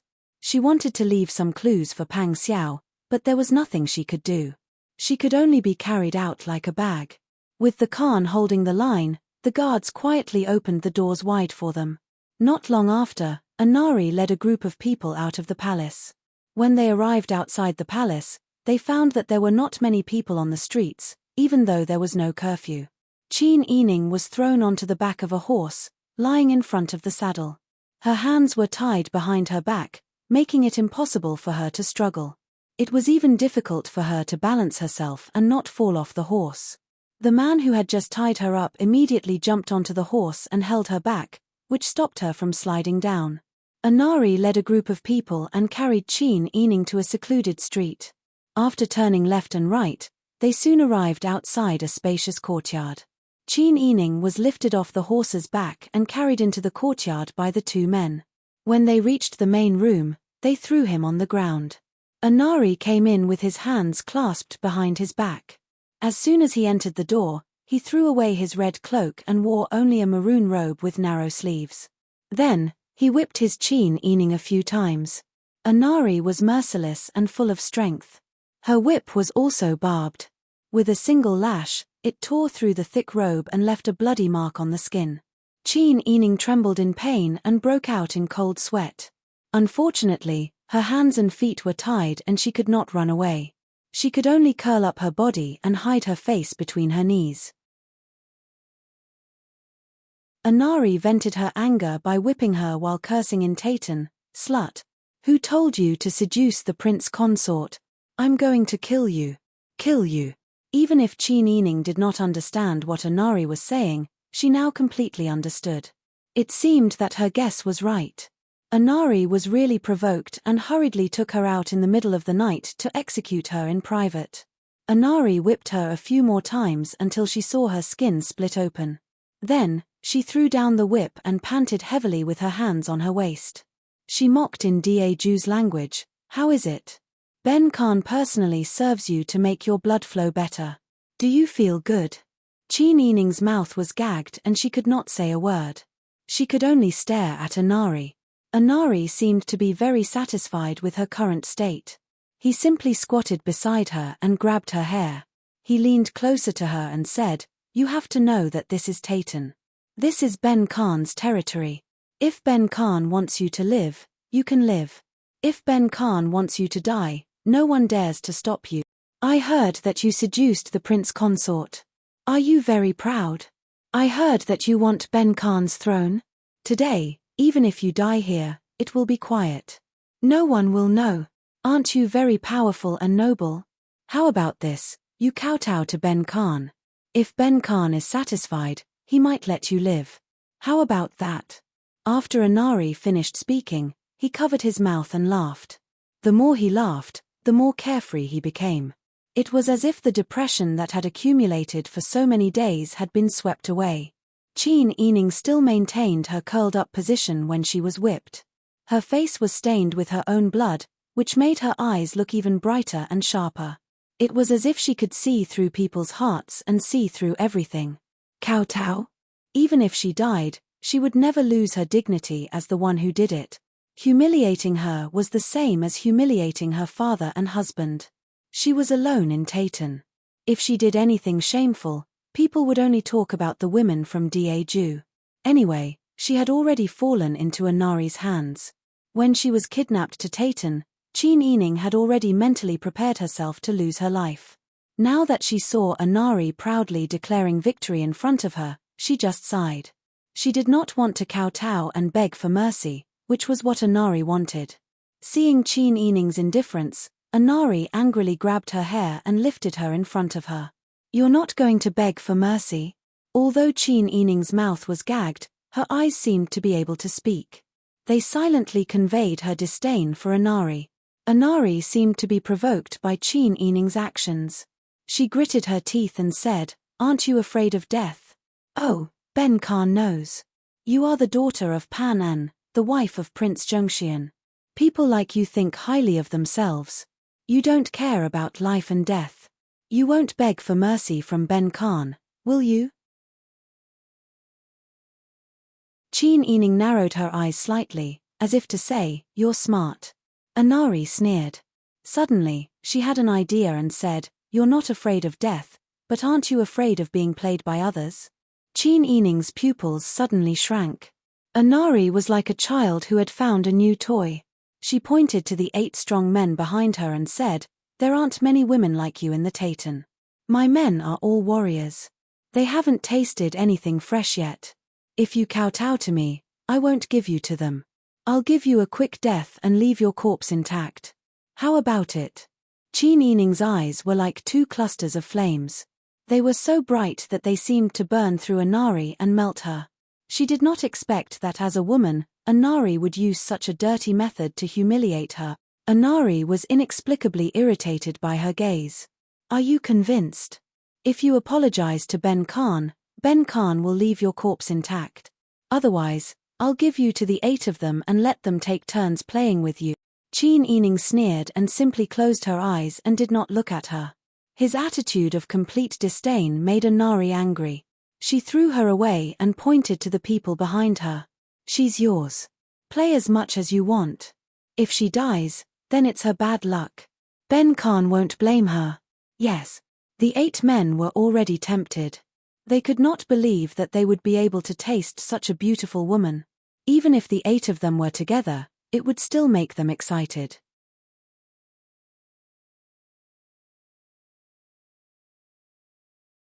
Chapter 492. Qin Yining tried her best to take a deep breath and calm herself down. She told herself that she couldn't panic. Only by calmly analyzing the situation could she not miss any opportunity to escape or fight back. However, her body was still trembling uncontrollably. She kept twisting and struggling to retreat. The rough rope scratched her arms and wrists, leaving a few scratches. Together with the wounds left by the whip just now, Qin Yining was in so much pain that her face turned pale. However, her eyes were frighteningly bright. Even though she was in such a sorry state and was covered in blood, it didn't hide her beauty at all. The 8 strong men became more and more excited. They screamed and rushed toward Qin Yining. Anari was very pleased with herself. She crossed her arms and watched the show proudly. She couldn't help but laugh out loud. "Let's see how proud you can be in the future. Enjoy yourself. Our Taytan men are much stronger than your Daju men. Haha." Qin Yining's mouth was stuffed with a rag, so she couldn't curse even if she wanted to. She was so angry that her eyes turned red and she whimpered. The strong men were already in front of her. The 2 men who arrived first were very anxious.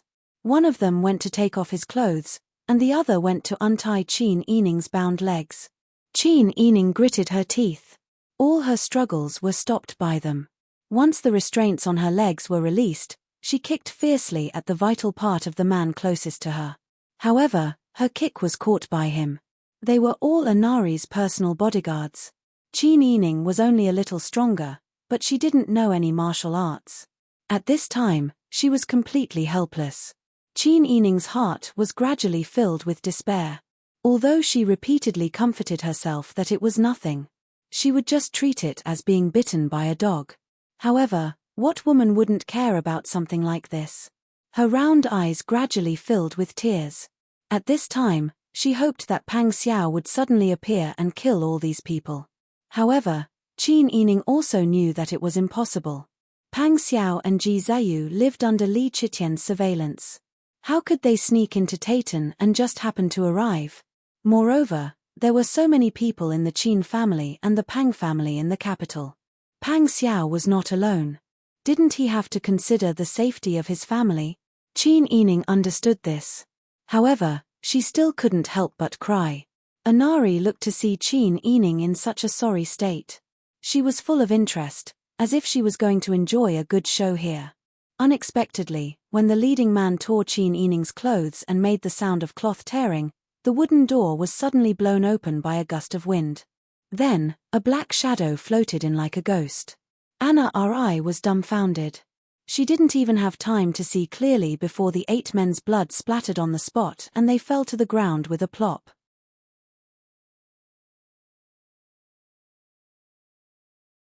It was obvious that they had just been dealt with.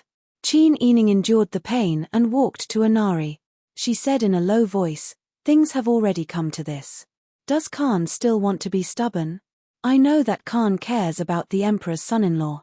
I also know that Khan wants me dead. But in Khan's heart, isn't the Emperor's son-in-law's impression more important? Khan also knows that your country's Emperor's son-in-law is discussing some cooperation with the Lu family.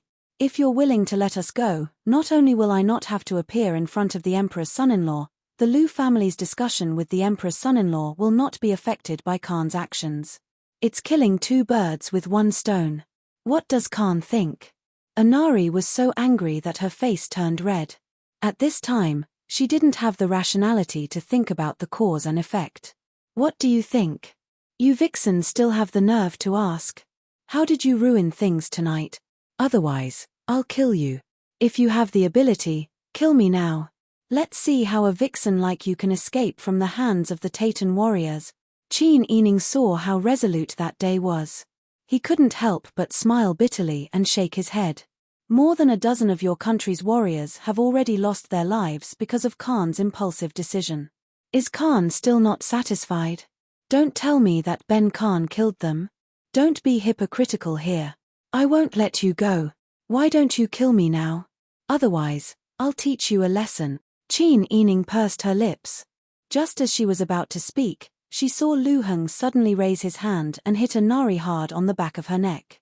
Anari's eyes glazed over. Then, she closed her eyes and fell to the ground. Qin Yining asked in surprise, "What happened?"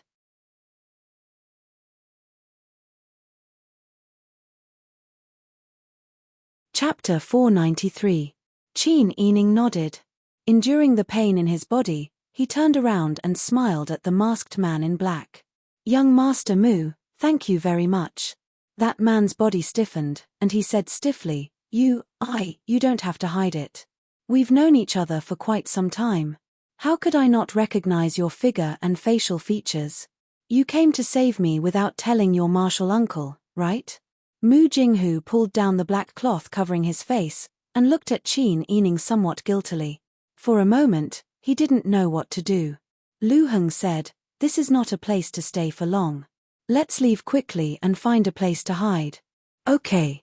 The 3 of them left the courtyard, and under Mu Jinghu's guidance, they went further and further away. At the same time, Anari opened her eyes in a daze, and immediately hissed in pain from her neck. Just as she was about to struggle to get up, she saw a pair of men's boots in front of her.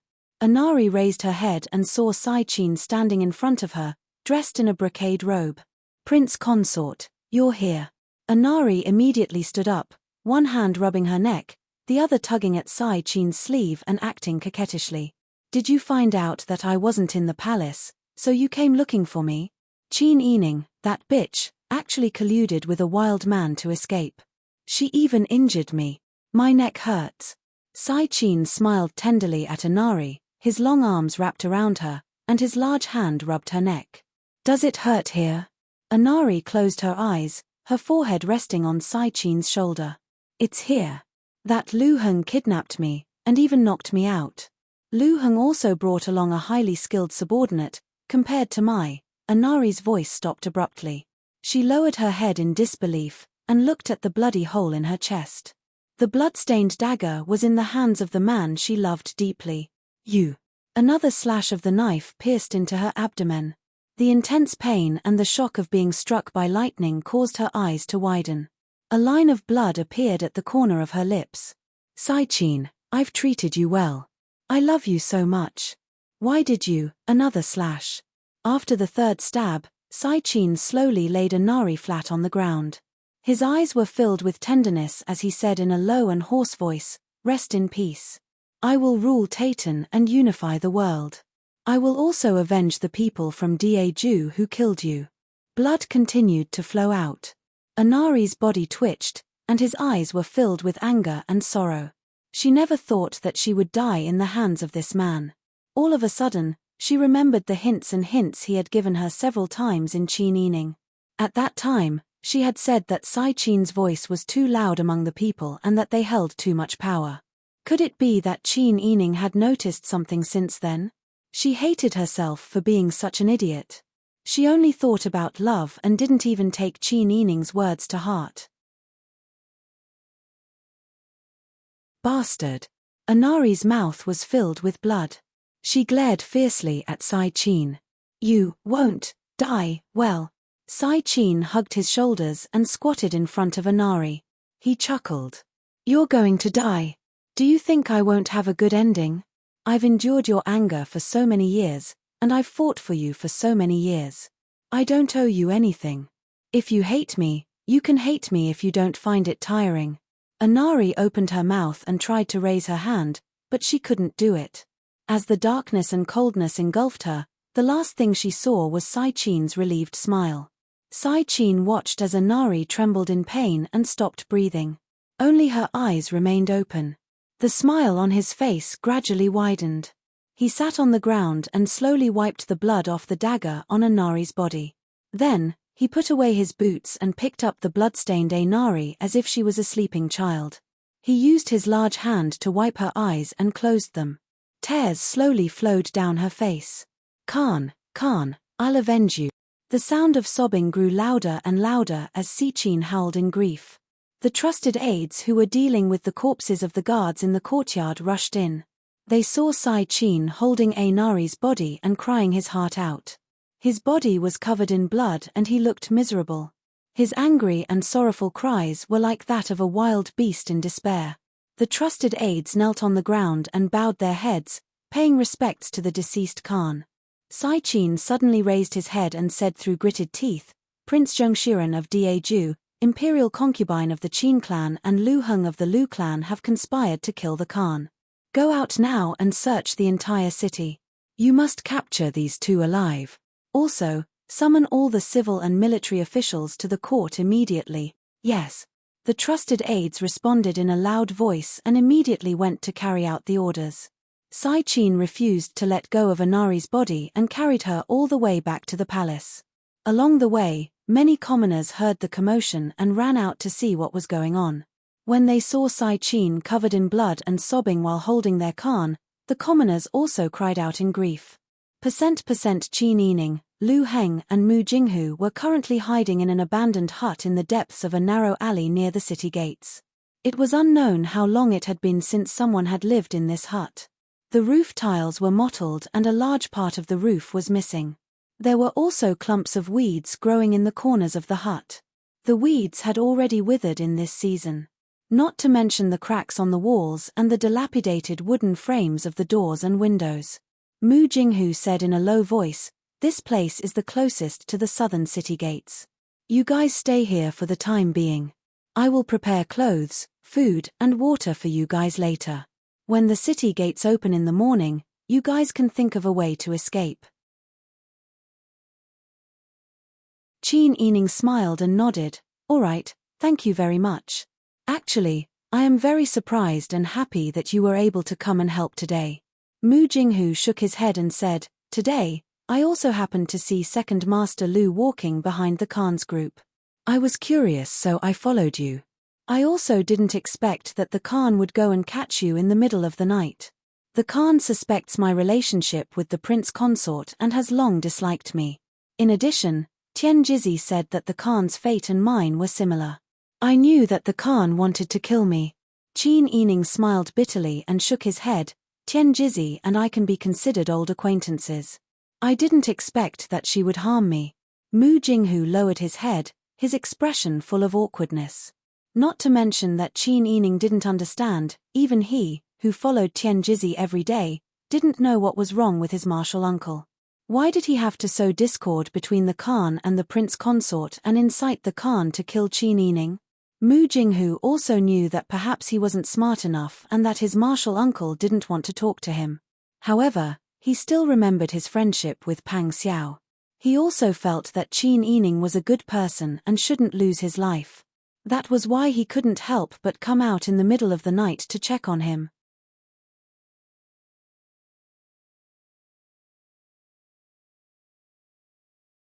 Chapter 494. Seeing Mu Jinghu's helpless look, Qin Yining also knew that he was stuck between Tian Jizi and Pang Xiao and was in a difficult position. Mu Jinghu was an honest person. He had received orders from his real master, who was now his grandmaster, to protect Tian Jizi. Since he had promised, he would definitely not go back on his word. Actually, he had already disobeyed Tian Jizi's orders by coming to save her this time.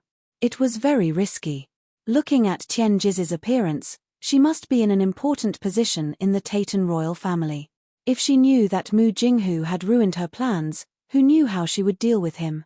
Although Mu Jinghu was skilled in martial arts, Tian Jizi could not defeat him. However, the problem was that Mu Jinghu was too honest and would not fight back in front of her martial uncle. She could now see that with Tian Jizi's temperament, she would also not show mercy to Mu Jinghu. Qin Yining thought of this and said, "You should go back quickly. If your martial uncle finds out, I'm afraid it won't be good. I'll talk to Second Master Lu about it. When the city gates are opened, we'll think of a way to get out." Mu Jinghu shook his head and said, "Forget it. I'm afraid that the Khan will immediately search when he wakes up. I'll go out to investigate first and find some food, clothes, and medicine for your injuries. If you fall sick now, it will be difficult in the future. It's okay. These are all superficial wounds. My body is very good, it won't affect me much." Qin Yining was actually in a lot of pain, but the situation was special now. She could only endure it. Mu Jinghu had already gone against his master to save her. He had done his utmost for her, the wife of his friend, and had already done his best to go against his master. She did not want to add to his troubles. Mu Jinghu thought about it but shook his head and insisted, "You still have to be more careful. If you leave the capital, your days outside will be difficult. At that time, it's still not certain whether there will be conditions for healing, but at the very least, we have to prepare some medicinal herbs and some necessities." After Mu Jinghu finished speaking, he waved his hand to signal Qin Yining to stop trying to persuade him. He then turned around and walked out of the door. When Lu Heng saw that Mu Jinghu had walked far away, he sighed softly and said, "It's all thanks to this righteous man this time. If it wasn't for him, I wouldn't have been able to fight against the Khan's guards alone. It seems that birds of a feather flock together. Pang Zhishi's good friend is naturally a martial artist like him." Qin Yining sat down on the shabby wooden couch and let out a long sigh. "That's Wang Yi's old friend. His martial uncle is a Tian Jizi. This time, I feel that Tian Jizi provoked the Khan, which is why she was so agitated to try to kill me." Lu Heng nodded. He would not ask about the relationship between Tian Jizi and Pang Xiao in detail. However, the matter of Tian Jizi provoking a Nari this time was very strange. Tian Jizi is an expert who is out of this world. She shouldn't be someone who would casually gossip. There must be a reason for what she did. Qin Yining nodded and leaned tiredly against the wall behind him. She definitely isn't someone who would stir up trouble for no reason. However, the more she acts like this, the more troublesome the matter is. Yes. Because of this, I feel that there must be a conspiracy. Lu Heng said somewhat helplessly, "There's no point in thinking too much. The most important thing now is that we can leave this place alive. After experiencing the earthquake and crossing the desert, we've endured so many hardships. If we capsize here, don't you think the two of us will feel aggrieved?" Seeing that Lu Heng was still in the mood to joke in such a disadvantageous situation, Qin Yining could not help but admire him. Perhaps people who could reach Lu Heng's current position were not psychologically weak. It was not that they did not feel fear and panic, but they were able to control their emotions very well. They always kept themselves cold and calm, and were able to keep their minds in the clearest state. Therefore, there were some things that they would not make mistakes in their judgment. In fact, Qin Yining was really scared today. At that time, he could brace himself and persuade himself that at worst, he could just treat it as being bitten by a dog. However, now that he thought about how he had been surrounded by Inari's guards, and how he had looked at them obscenely, when Qin Yining saw the despair on Xie's face, he felt really uncomfortable in his heart. If they really did something, he did not know what kind of extreme things he could do. Thinking in his heart for only a moment, Qin Yining smiled freely and said, "You're right. Great winds and great waves have passed. If the boat capsizes in the gutter, it would be very unjust." Lu Heng gazed at Qin Yining's side profile, his eyes filled with gentle and warm love. "You're right. You're injured, you should rest for a while." Qin Yining smiled and said, "That's good too. You should also rest for a while and recharge your energy. We've knocked out the Khan and escaped, who knows how she'll kick up a fuss when she wakes up. When the time comes, she'll definitely mobilize all of her troops to capture us." Lu Heng sat down about a foot away from Qin Yining. There was only one dilapidated wooden couch in this dilapidated house, so Qin Yining naturally did not mind sitting down with Lu Heng. Besides, they were running for their lives right now, so why would they care about such things? Lu Heng was also an upright gentleman, so Qin Yining really did not need to worry about anything. Qin Yining closed his eyes and fell into a light sleep. However, Lu Heng did not sleep.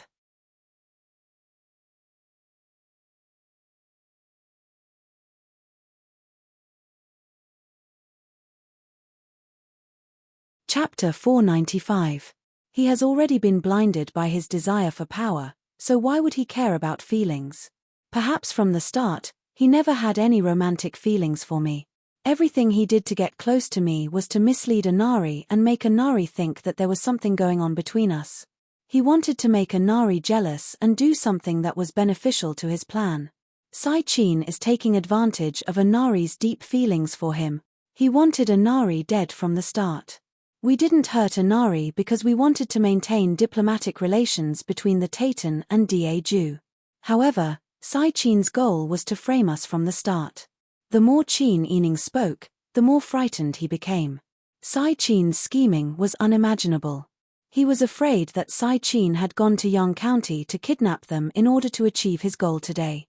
Lu Heng frowned and said, "We can't go on like this.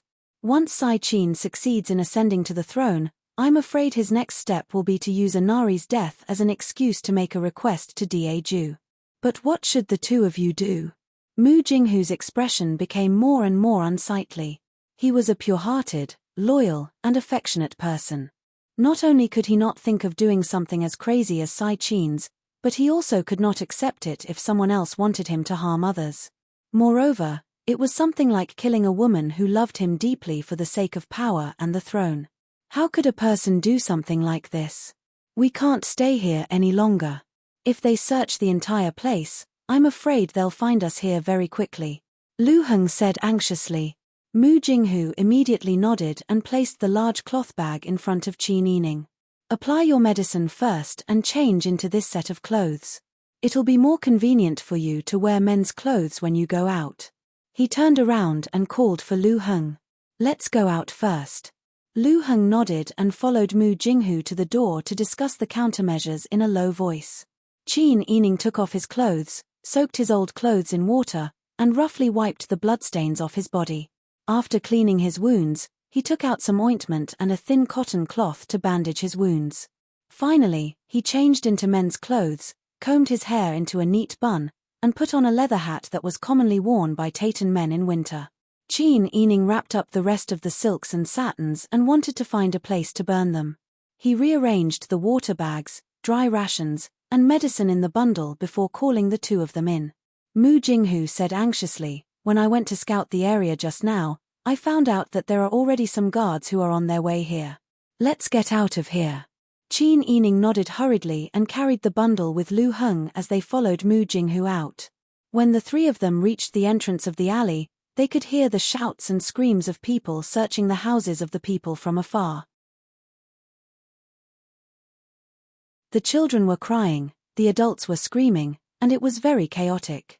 Even though there was a language barrier, Qin Yining could guess what these people were saying. They were probably asking if they had seen them. Mu Jinghu hurriedly grabbed Qin Yining's wrist and gestured to Lu Heng to follow him. The three of them quietly retreated and ran far away. In the middle of the night, they turned and turned in the alley. They could only hear their breathing and footsteps, and the sounds of the guards searching in the distance. Lu Heng said in a low voice, "If this goes on, we will definitely be caught. I think they are searching from house to house, even the wells are not spared." Mu Jinghu's expression was also very serious. "The city gates are now closed and the people searching are right in front of us. If this goes on, we will be caught sooner or later. Do you have any other place to hide in the city?" Qin Yining asked. Mu Jinghu shook his head and said in shame, "I usually only stay in the palace with Martial Uncle. I have never thought of living outside, so naturally I have not bought a house. In this situation, even if you buy a house, it will not help." After finding a corner to hide in, Mu Jinghu frowned in worry. Now, even if he brought along two people who were highly skilled in martial arts, they might not be able to escape unscathed. Moreover, Lu Heng only knew the basic skills of horseback archery, and Qin Yining was a woman who was full of injuries. The three of them looked at each other. Mu Jinghu suddenly got up and was about to go out. "I will go and lure those people away." "No." Qin Yining pulled him back. "I know your martial arts are very good and those people are no match for you, but can you kill all the guards? You are like a metal plate, how many nails can you crush? We can't be reckless, we have to be smart. Even if we can't escape and get caught, we don't have to worry. They will not kill me and second Master Lu. Because with Sai Qin's personality, he will definitely use up all of our value before giving up. They will use us to negotiate with Da. Mu Jinghu shook his head and said, "He will use you to negotiate with Da, but with Pang Zhishi's current situation in Da, how can he persuade the Emperor of Da? If the Emperor of Da does not agree, won't the two of you lose your lives? Let me go and lure them away, you two think of a way to escape." Lu Heng also pulled Mu Jinghu back. "No, if you go now, not only will you expose yourself, you might even lose your life. If our lives are built on your sacrifice, we will not be able to rest in peace for the rest of our lives." Qin Yining also said, "Young Master Mu, you have nothing to do with this matter. You have already done your duty by saving our lives. You should hurry back before the pursuers arrive. Now that such a big thing has happened outside, the Tian Jizhi must have sensed something. If they realize that you are missing, they will definitely be suspicious. Won't you be betraying your sect then?" Mu Jinghu was a loyal person, but when he heard the words betraying his sect, his brows furrowed even more. Qin Yining said again, "Hurry up and leave. When it's convenient, send a message to Pang Zhishi and tell him that Second Master Lu and I are still alive. Don't do anything else, lest you draw trouble to yourself." Mu Jinghu lowered his head and pondered for a long time. Then, he stubbornly shook his head. "No, I will accompany you. With me around, we can still fight our way out of the encirclement. If the two of you get caught, you will really be caught." As they spoke, they shuttled through the alleys as usual, constantly avoiding their pursuers. However, from the sound of their voices, they could already tell that they were very close to each other. "Young Master Mu, hurry up and leave. If you don't leave now, you won't be able to leave either," Qin Yining urged anxiously. Mu Jinghu gritted his teeth and shook his head again. He pulled Qin Yining and Lu Heng along and continued to hide. However, the people living in this area were the lowest class of poor people and slaves. The alleys were narrow and crisscrossed, and many of them were dead ends. Mu Jinghu pulled Qin Yining and Lu Heng along as they turned left and right. Panting, they reached the depths of an alley. When they realized that there was no way out, they hurriedly turned back.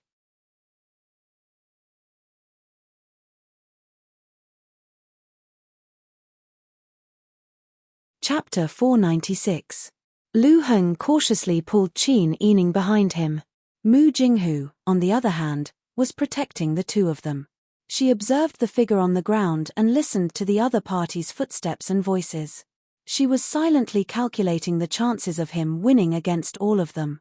Qin Yining could not help but hold his breath. His eyes widened and his heartbeat quickened, as if it was about to burst out of his chest. As the footsteps approached, the orange glow of the torches at the entrance of the alley became brighter and brighter. Qin Yining's hand, which was holding onto the bundle, gradually turned white from nervousness. Just as the pursuers were about to reach the entrance of the alley and Mu Jinghu was prepared to face them, a wooden gate beside them was suddenly pushed open gently. A skinny young man waved at them anxiously and said in Taitan, "Quick, come in." The three of them hurriedly rushed over. At the same time, the pursuers also turned around and held up their torches to check their surroundings. When they passed by a few inconspicuous gates, they did not pay much attention to them. This was because almost everyone had just entered the house through the front door and finished searching, so there was no need to enter through the side door again. When they reached the end and found that it was a dead end, the pursuers confirmed that no one could hide here and continued their search elsewhere. Qin Yining, Lu Heng and Mu Jinghu quietly heaved a sigh of relief. They turned around and thanked the young man who had let them in.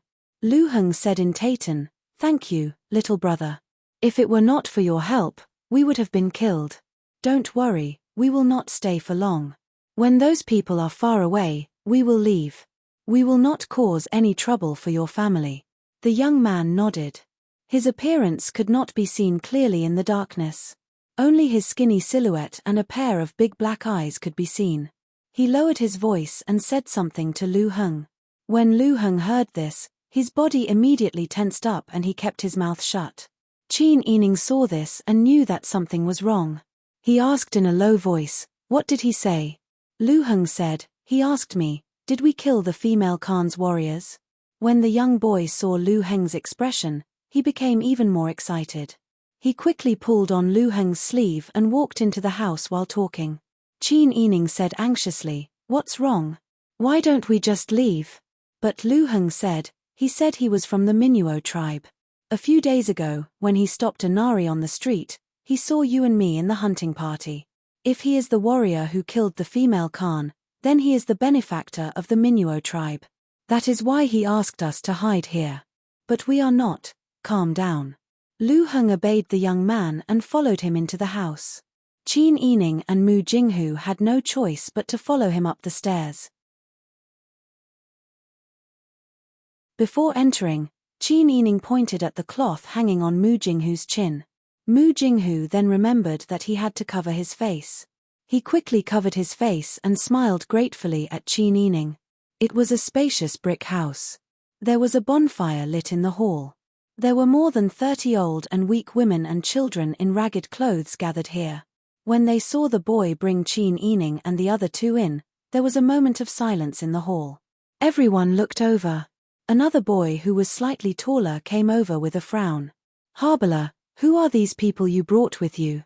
Lu Heng turned around and whispered to Qin Yining, "So this boy is called Harbala. It means black tiger in Taitan." Qin Yining nodded. Harbala said, "They are the warriors who killed the female Khan. They are being chased by the minions.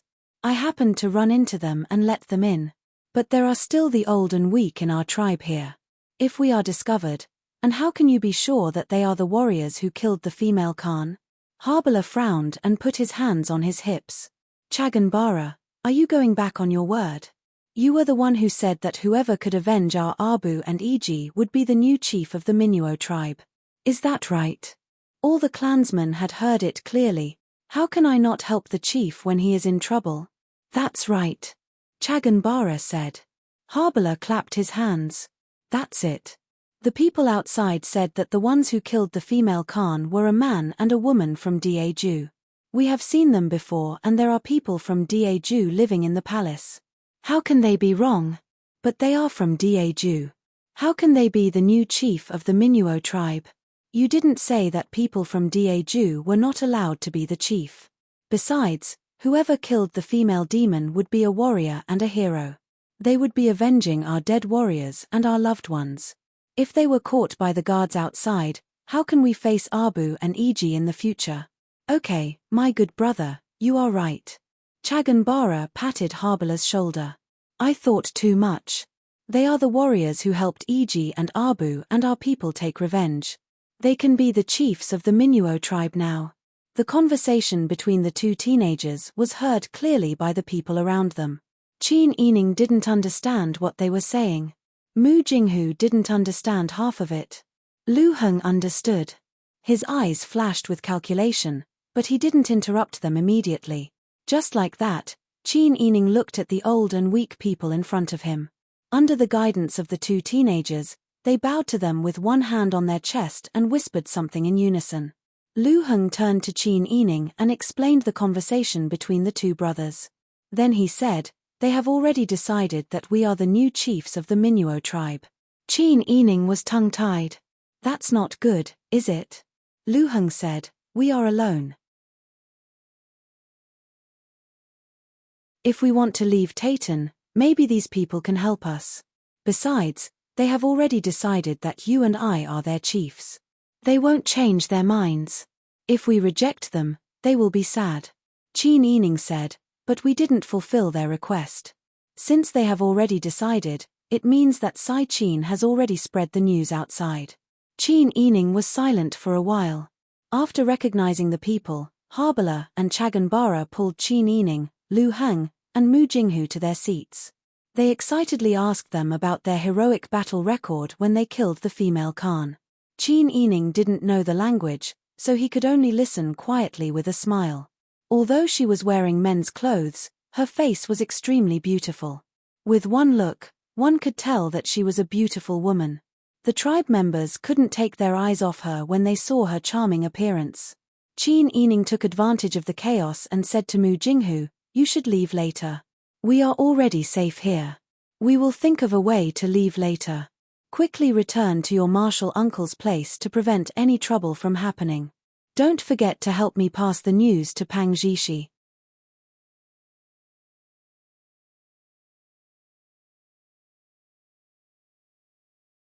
Chapter 497. Qin Yining naturally knew that Mu Jinghu was in a difficult position. He was a loyal person. Since he had promised his grandmaster that he would protect the Tian Jizi, he would not go back on his word. It was already extremely rare for him to go against the Tian Jizi's wishes to save them. Naturally, Qin Yining could not hold on to Mu Jinghu and not let him go, even though they really needed the protection of a martial artist like Mu Jinghu. At this time, Lu Heng had already made use of his fluency in Tayton and excellent communication skills to make the Minuo tribesmen present have a very good impression of them. After chatting for a while, Qin Yining whispered to Lu Heng about letting Mu Jinghu go back. Lu Heng then smiled and explained to the tribesmen. Although he did not understand what he said, seeing the understanding smiles on everyone's faces, Qin Yining could finally breathe a sigh of relief. Lu Heng turned to Mu Jinghu and spoke in Daeju language, "Since your elders still need you to take care of them, you should go back quickly. Thank you for your help today." As he spoke, he bowed to Mu Jinghu. Mu Jinghu returned the bow and said, "I feel very guilty for not being able to continue protecting all of you." Lu Heng smiled and said, "You have already helped us a lot. Why are you still feeling guilty? If you want to feel guilty, it is because we have implicated you and dragged you into this mess." Mu Jinghu was not good with words and did not know how to make small talk. He only smiled shyly and said goodbye to Lu Heng and Qin Yining again.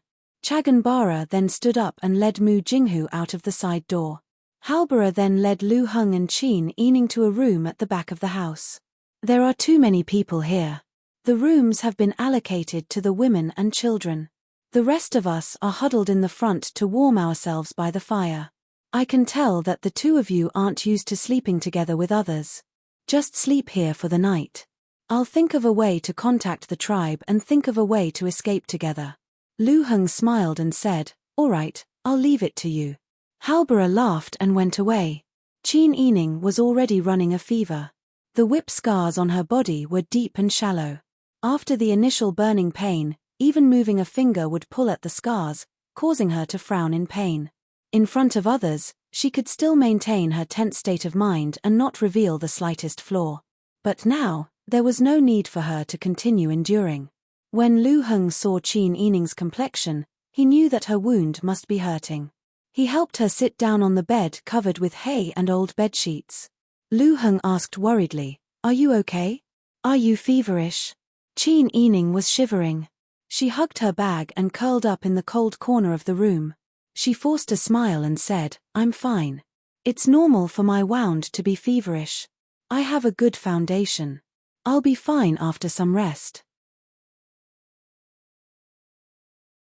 I'll go ask them for some firewood and make a fire here too.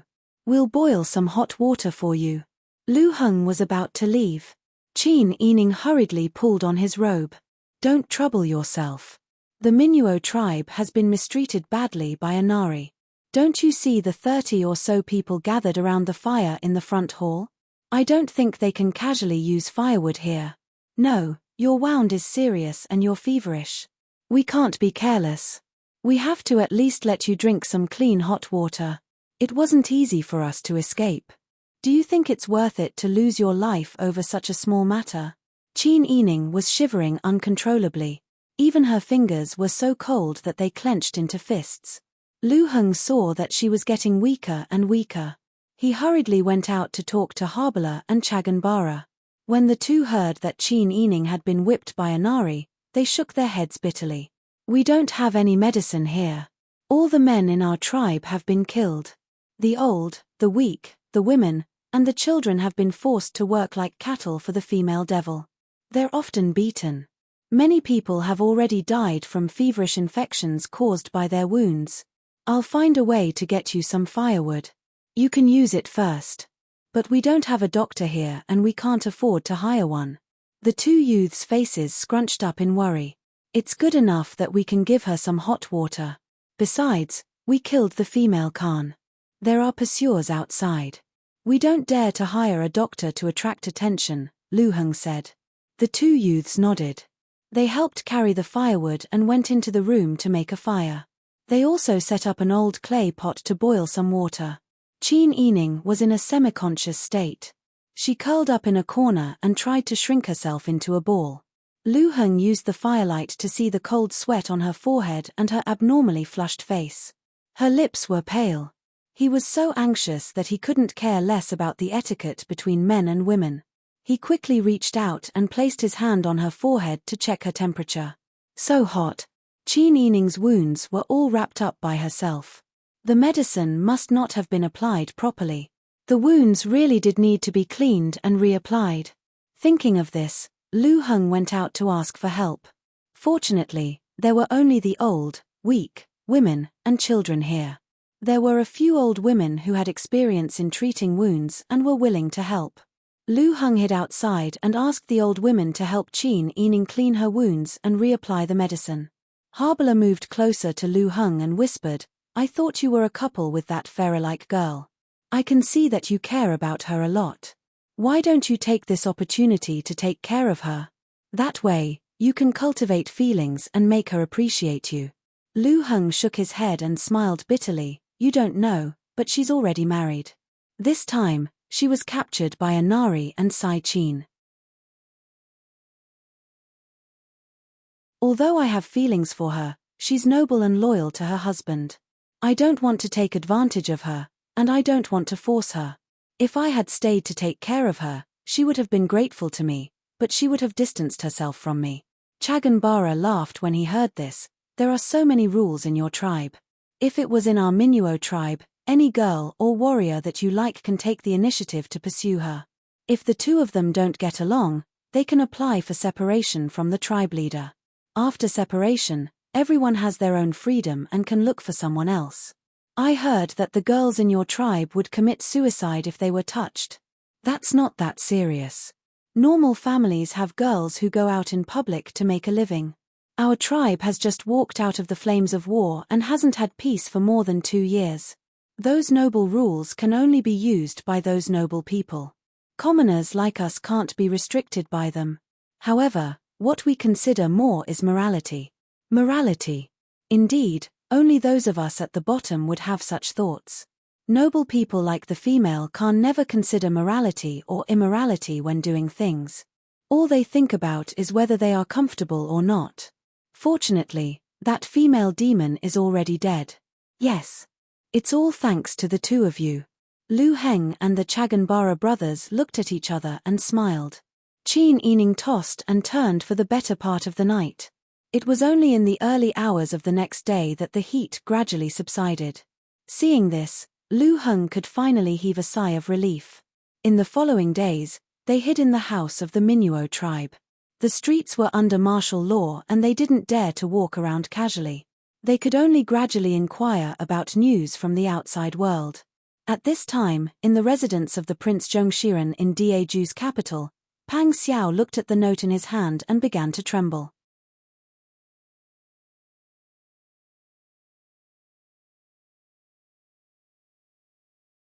Chapter 498. Pang Xiao was ecstatic. He held the simple note from Mu Jinghu as if he was holding a rare treasure. His unshaven face was filled with ecstasy, and he was so happy that he spun around. Huzi, Shu Weiji, and Xie Yu didn't care about their status as master and servant. They all crowded over to read the note. After reading it carefully twice, they shouted with joy, "It really is the princess consort. I didn't expect her to be kidnapped to the Taytan.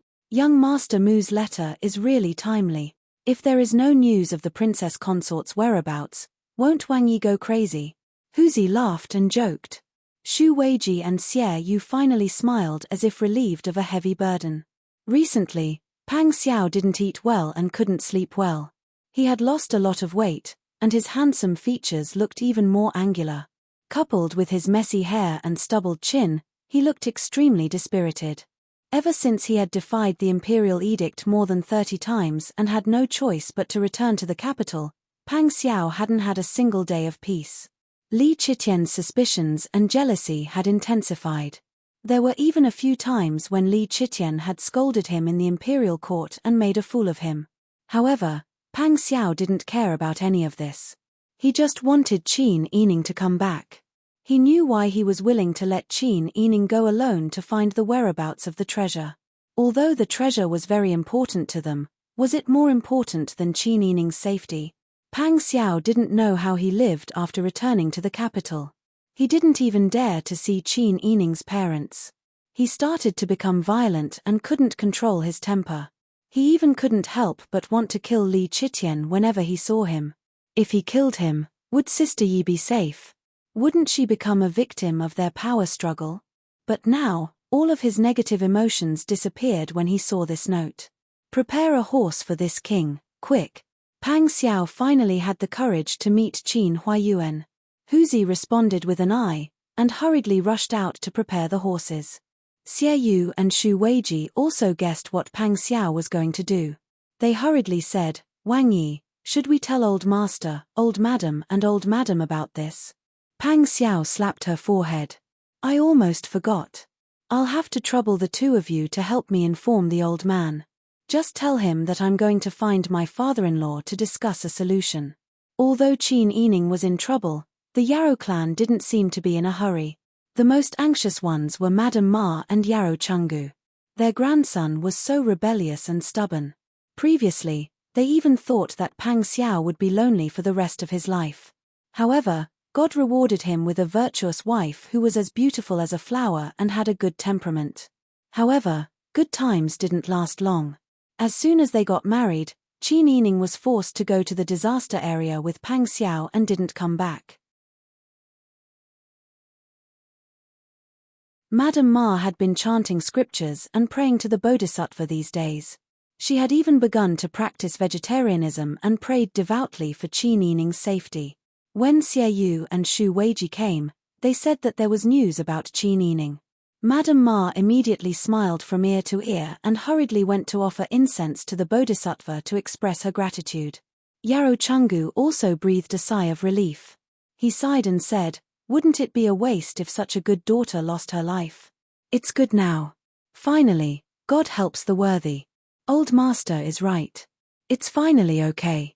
Otherwise, Wang Yi would have been skinned alive." Xie Yu laughed heartily. Shu Weiji was more attentive than Xie Yu. He didn't say anything and quietly observed Madame Ma, Yarrow Chungu, and the Yarrow clan. Finally, his gaze fell on the worried Yarrow clan. "Old Madam, are you worried about something?" Shu Weiji cupped his hands and asked with a smile. Yarrow clan was stunned when she heard this. She didn't expect Shu Weiji to ask her alone. She thought about how old Shu Weiji and Xie Yu were. They were all old people by Pang Xiao's side. She didn't hide it and sighed. To be honest, I was thinking that Prince Consort Ji couldn't win against such a barbaric race like the Taytan even though he had dealt with them for so many years. Moreover, the soldiers he brought back were all talking about how valiant the Taytan people are. The Qin clan's beauty was captured by the Taytan's prince consort and suffered a lot. Her words were very vague. Yarrow clan's mother-in-law's words could be understood as her heartache for Qin Yining's sufferings. However, based on Xu Weiji's understanding of the Yarrow clan and his observation of their expressions, he realized that the Yarrow clan seemed to be worried about what their beautiful daughter-in-law had experienced after being captured by the valiant Taytan people. What if she couldn't keep her chastity? Xu Weiji was speechless. He thought about Qin Yining's intelligence and decisiveness and his understanding and help to Pang Xiao.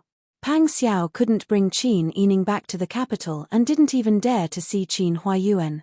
However, Qin Huayuan had always been considerate and didn't pester Pang Xiao. Family Qin's father and daughter were too open-minded and forgiving, which made Xu Weiji admire them very much. Therefore, he couldn't stand the pettiness of the Yarrow clan and couldn't help but say, "Old madam is right." To put it bluntly, with Minister Qin's family background, Family Qin's daughter could have lived a stable and peaceful life. However, I didn't expect that she would suffer so much after being with Wang Yi. Although she's still alive, her situation isn't optimistic. Xu Weiji's words were also very vague. On the surface, he seemed to agree with the Yarrow clan's words and said that Qin Yining's sufferings were pitiful. However, in reality, he was saying, if Qin Yining's daughter didn't marry your son, he wouldn't have to suffer so much. As a mother-in-law, you're actually worried about such trivial things. You really don't care about your own daughter and are worried about her chastity. Although the Yarrow clan and Xu Weiji didn't understand what they were saying.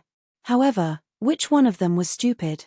Yarrow Chenggu was the first one to understand. He frowned and glanced at his daughter, then took out his tobacco pipe and poured some tobacco into it. Madame Ma thought about it and immediately widened her eyes. However, she couldn't reprimand her daughter in front of Pang Xiao's advisors. She endured it until her fingers were trembling and she had to force a smile. Xie Yu and Xu Weiji were naturally good at reading people's expressions. Seeing that the atmosphere had been ruined, they knew to take their leave. They looked at each other in the courtyard and couldn't help but sigh and walk out quickly. Madame Ma, who was in the room, had walked far away. She immediately slapped her hand heavily on the Kang bed. "You damned girl, what are you thinking in your head? Don't you have a conscience?" "Mother, what are you talking about?" The Yarrow clan stood up and looked at Madame Ma helplessly. Madame Ma said, "Do you think I didn't understand? Even if I'm a fool and can't understand, Mr. Xu and Mr. Xie are so smart. How can they not understand what you mean? You're really... What should I say about you? Yi Yi isn't your biological daughter. Aren't you worried about her life or death?" "Who said I'm not worried about the Qin clan's life or death? I've been so anxious these days that I can't eat or sleep, especially when Dai Fu is in such a state. How can I not be worried?"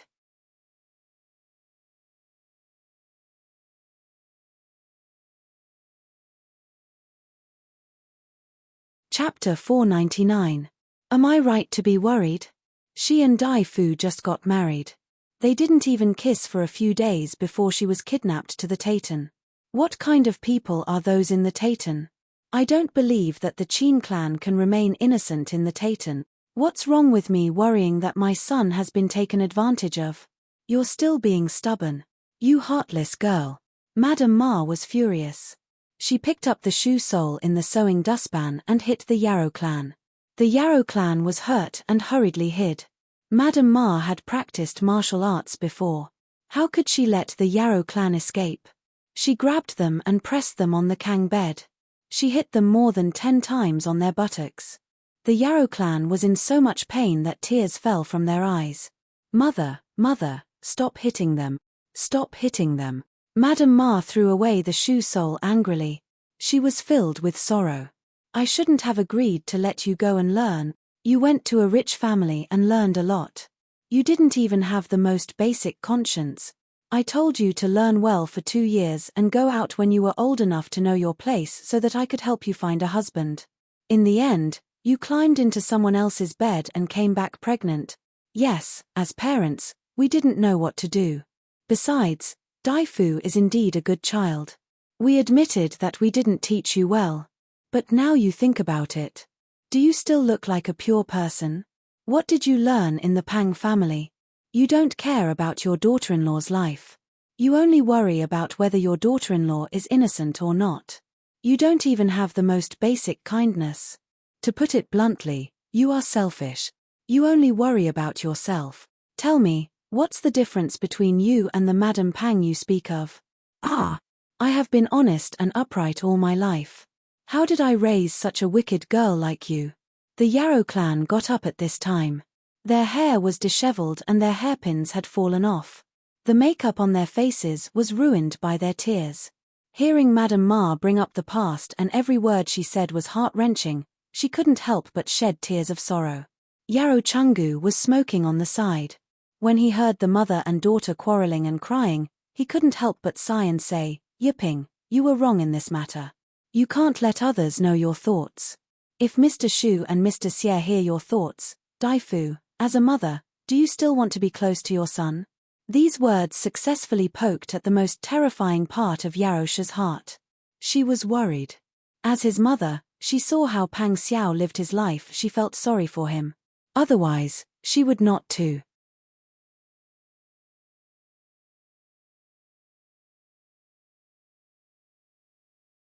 In this world, there are things that should be done and things that shouldn't be done. I'm not as smart as you two, and I'm not as scheming as you two. However, I know that people can't do bad things. They have to live up to their conscience. Otherwise, they'll face retribution sooner or later. If you're not convinced, then I have nothing to say. I also know that you've always thought that I'm a vulgar mother. If you don't change your bad habits and still want to meddle in Daifu's affairs, then don't blame me for beating you to death. The Yarrow clan members were scolded until tears of grievance flowed down their faces. They began to sob.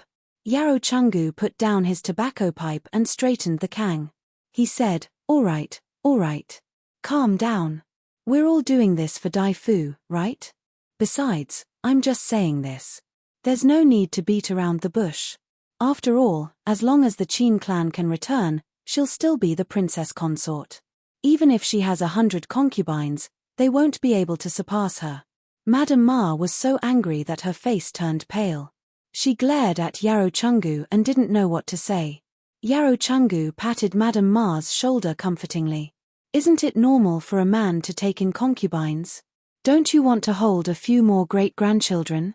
I want to, but it depends on when he takes in a concubine. If Daifu takes a fancy to another girl as a concubine, or if Sister Yi takes the initiative to arrange a concubine for him, then that's normal. I don't care about the difference between the legitimate wife and concubine. After all, as long as I have one, they'll be my great-grandchildren. However, if you despise Sister Yi because she was kidnapped, then you're going against your word. The Yarrow clan members and Yarrow Chungu looked at each other. The father and daughter pair tacitly stopped arguing with Madame Ma. In any case, Madame Ma was a stubborn person.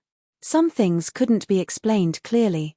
Besides, it was still too early to say these things. The two stopped talking and listened to Madame Ma's nagging for a long time. At this time, Pang Xiao had already rushed to the family Qin and was waiting in the front hall. Percent Wang Yi, please wait a moment. My lord is taking care of the old madam. This lowly one will order someone to go in and pass on the message to ask master to come out. The steward who led the way bowed respectfully. Pang Xiao asked with some worry, is the old madam of your family unwell? Has an imperial physician been invited to take a look? Thank you for your concern, Wang Yi. The old madam has caught a cold. The physician has already been invited to take a look. Pang Xiao's brows furrowed even more tightly. He waved his hand to indicate for the steward to withdraw and invite the physician. The elderly's body was weak. They couldn't recover from a cold without harming the foundation like the young people. At the old madam's age, it could be said that she was a ripe melon waiting for the heavens to come and pick it. Qin Huayuan was a filial son. It was natural for him to be busy taking care of the sick. Thinking about Qin Yining's disappearance and the old madam's illness, Pang Xiao couldn't help but feel even more guilty. Qin Huayuan had suffered multiple blows. Pang Xiao lowered his head to read the contents of the note.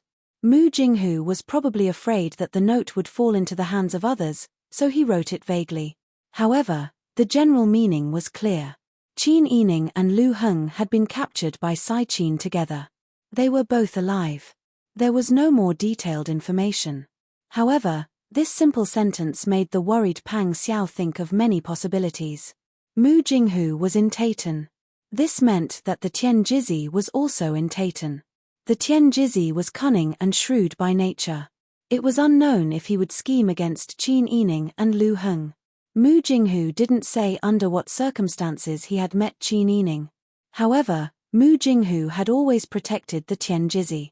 Coupled with Pang Xiao's understanding of the Tian Jizi, it was very likely that the Tian Jizi had curried favor with Sai Qin and stayed in the Taitan Palace. Qin Yining and Lu Heng were both locked up in the palace. Anari and Sai Qin wanted to use them to negotiate and threaten Da Ju. However, Pang Xiao knew that Li Qitian was more wary of him now. If the Taitan used the two of them as a threat, Li Qitian would definitely not agree. No matter what the conditions were, Li Qitian cared about his reputation. How could he allow himself to be threatened by barbarians? But he didn't care about others. Qin Yining was his life. During this period of time, Qin Yining had been missing. It was as if he had lost his soul. He had resisted more than 30 imperial edicts in a row, a crime that could have been executed long ago. However, Li Qitian saw that he had lost his soul. He was afraid that outsiders would say that he treated a meritorious official harshly, so he didn't target him too much. Pang Xiao wished that he could grow a pair of wings and fly directly to the Taitan to bring Qin Yining back. Wang Yi. Just as Pang Xiao was deep in thought, a gentle female voice came from the door. Pang Xiao looked in the direction of the voice. He saw 8th Miss Qin Baoning, who was wearing a light pink jacket and a matching 8-piece dress. She walked forward with a black tray and smiled as she served tea. Wang Yi, please have some tea. Pang Xiao didn't have much of an impression of this cousin of Qin Yining. He didn't hate her either, so he just nodded slightly to greet her. He didn't take the tea, nor did he speak. It was obvious that he was waiting for 8th Miss Qin to put down the teacup and leave. 8th Miss Qin gently put down the teacup and hugged the black tray. She lowered her head nervously and shyly looked up at Pang Xiao. You're tuning in to the Dreamy Chapters YouTube channel. We're so grateful for your support, and don't forget to subscribe to join us on this incredible journey through captivating stories. Your generosity through donations truly makes a world of difference, as it's the primary source of revenue that allows me to expand and enhance this channel for you. Thank you from the bottom of my heart for being a part of this adventure.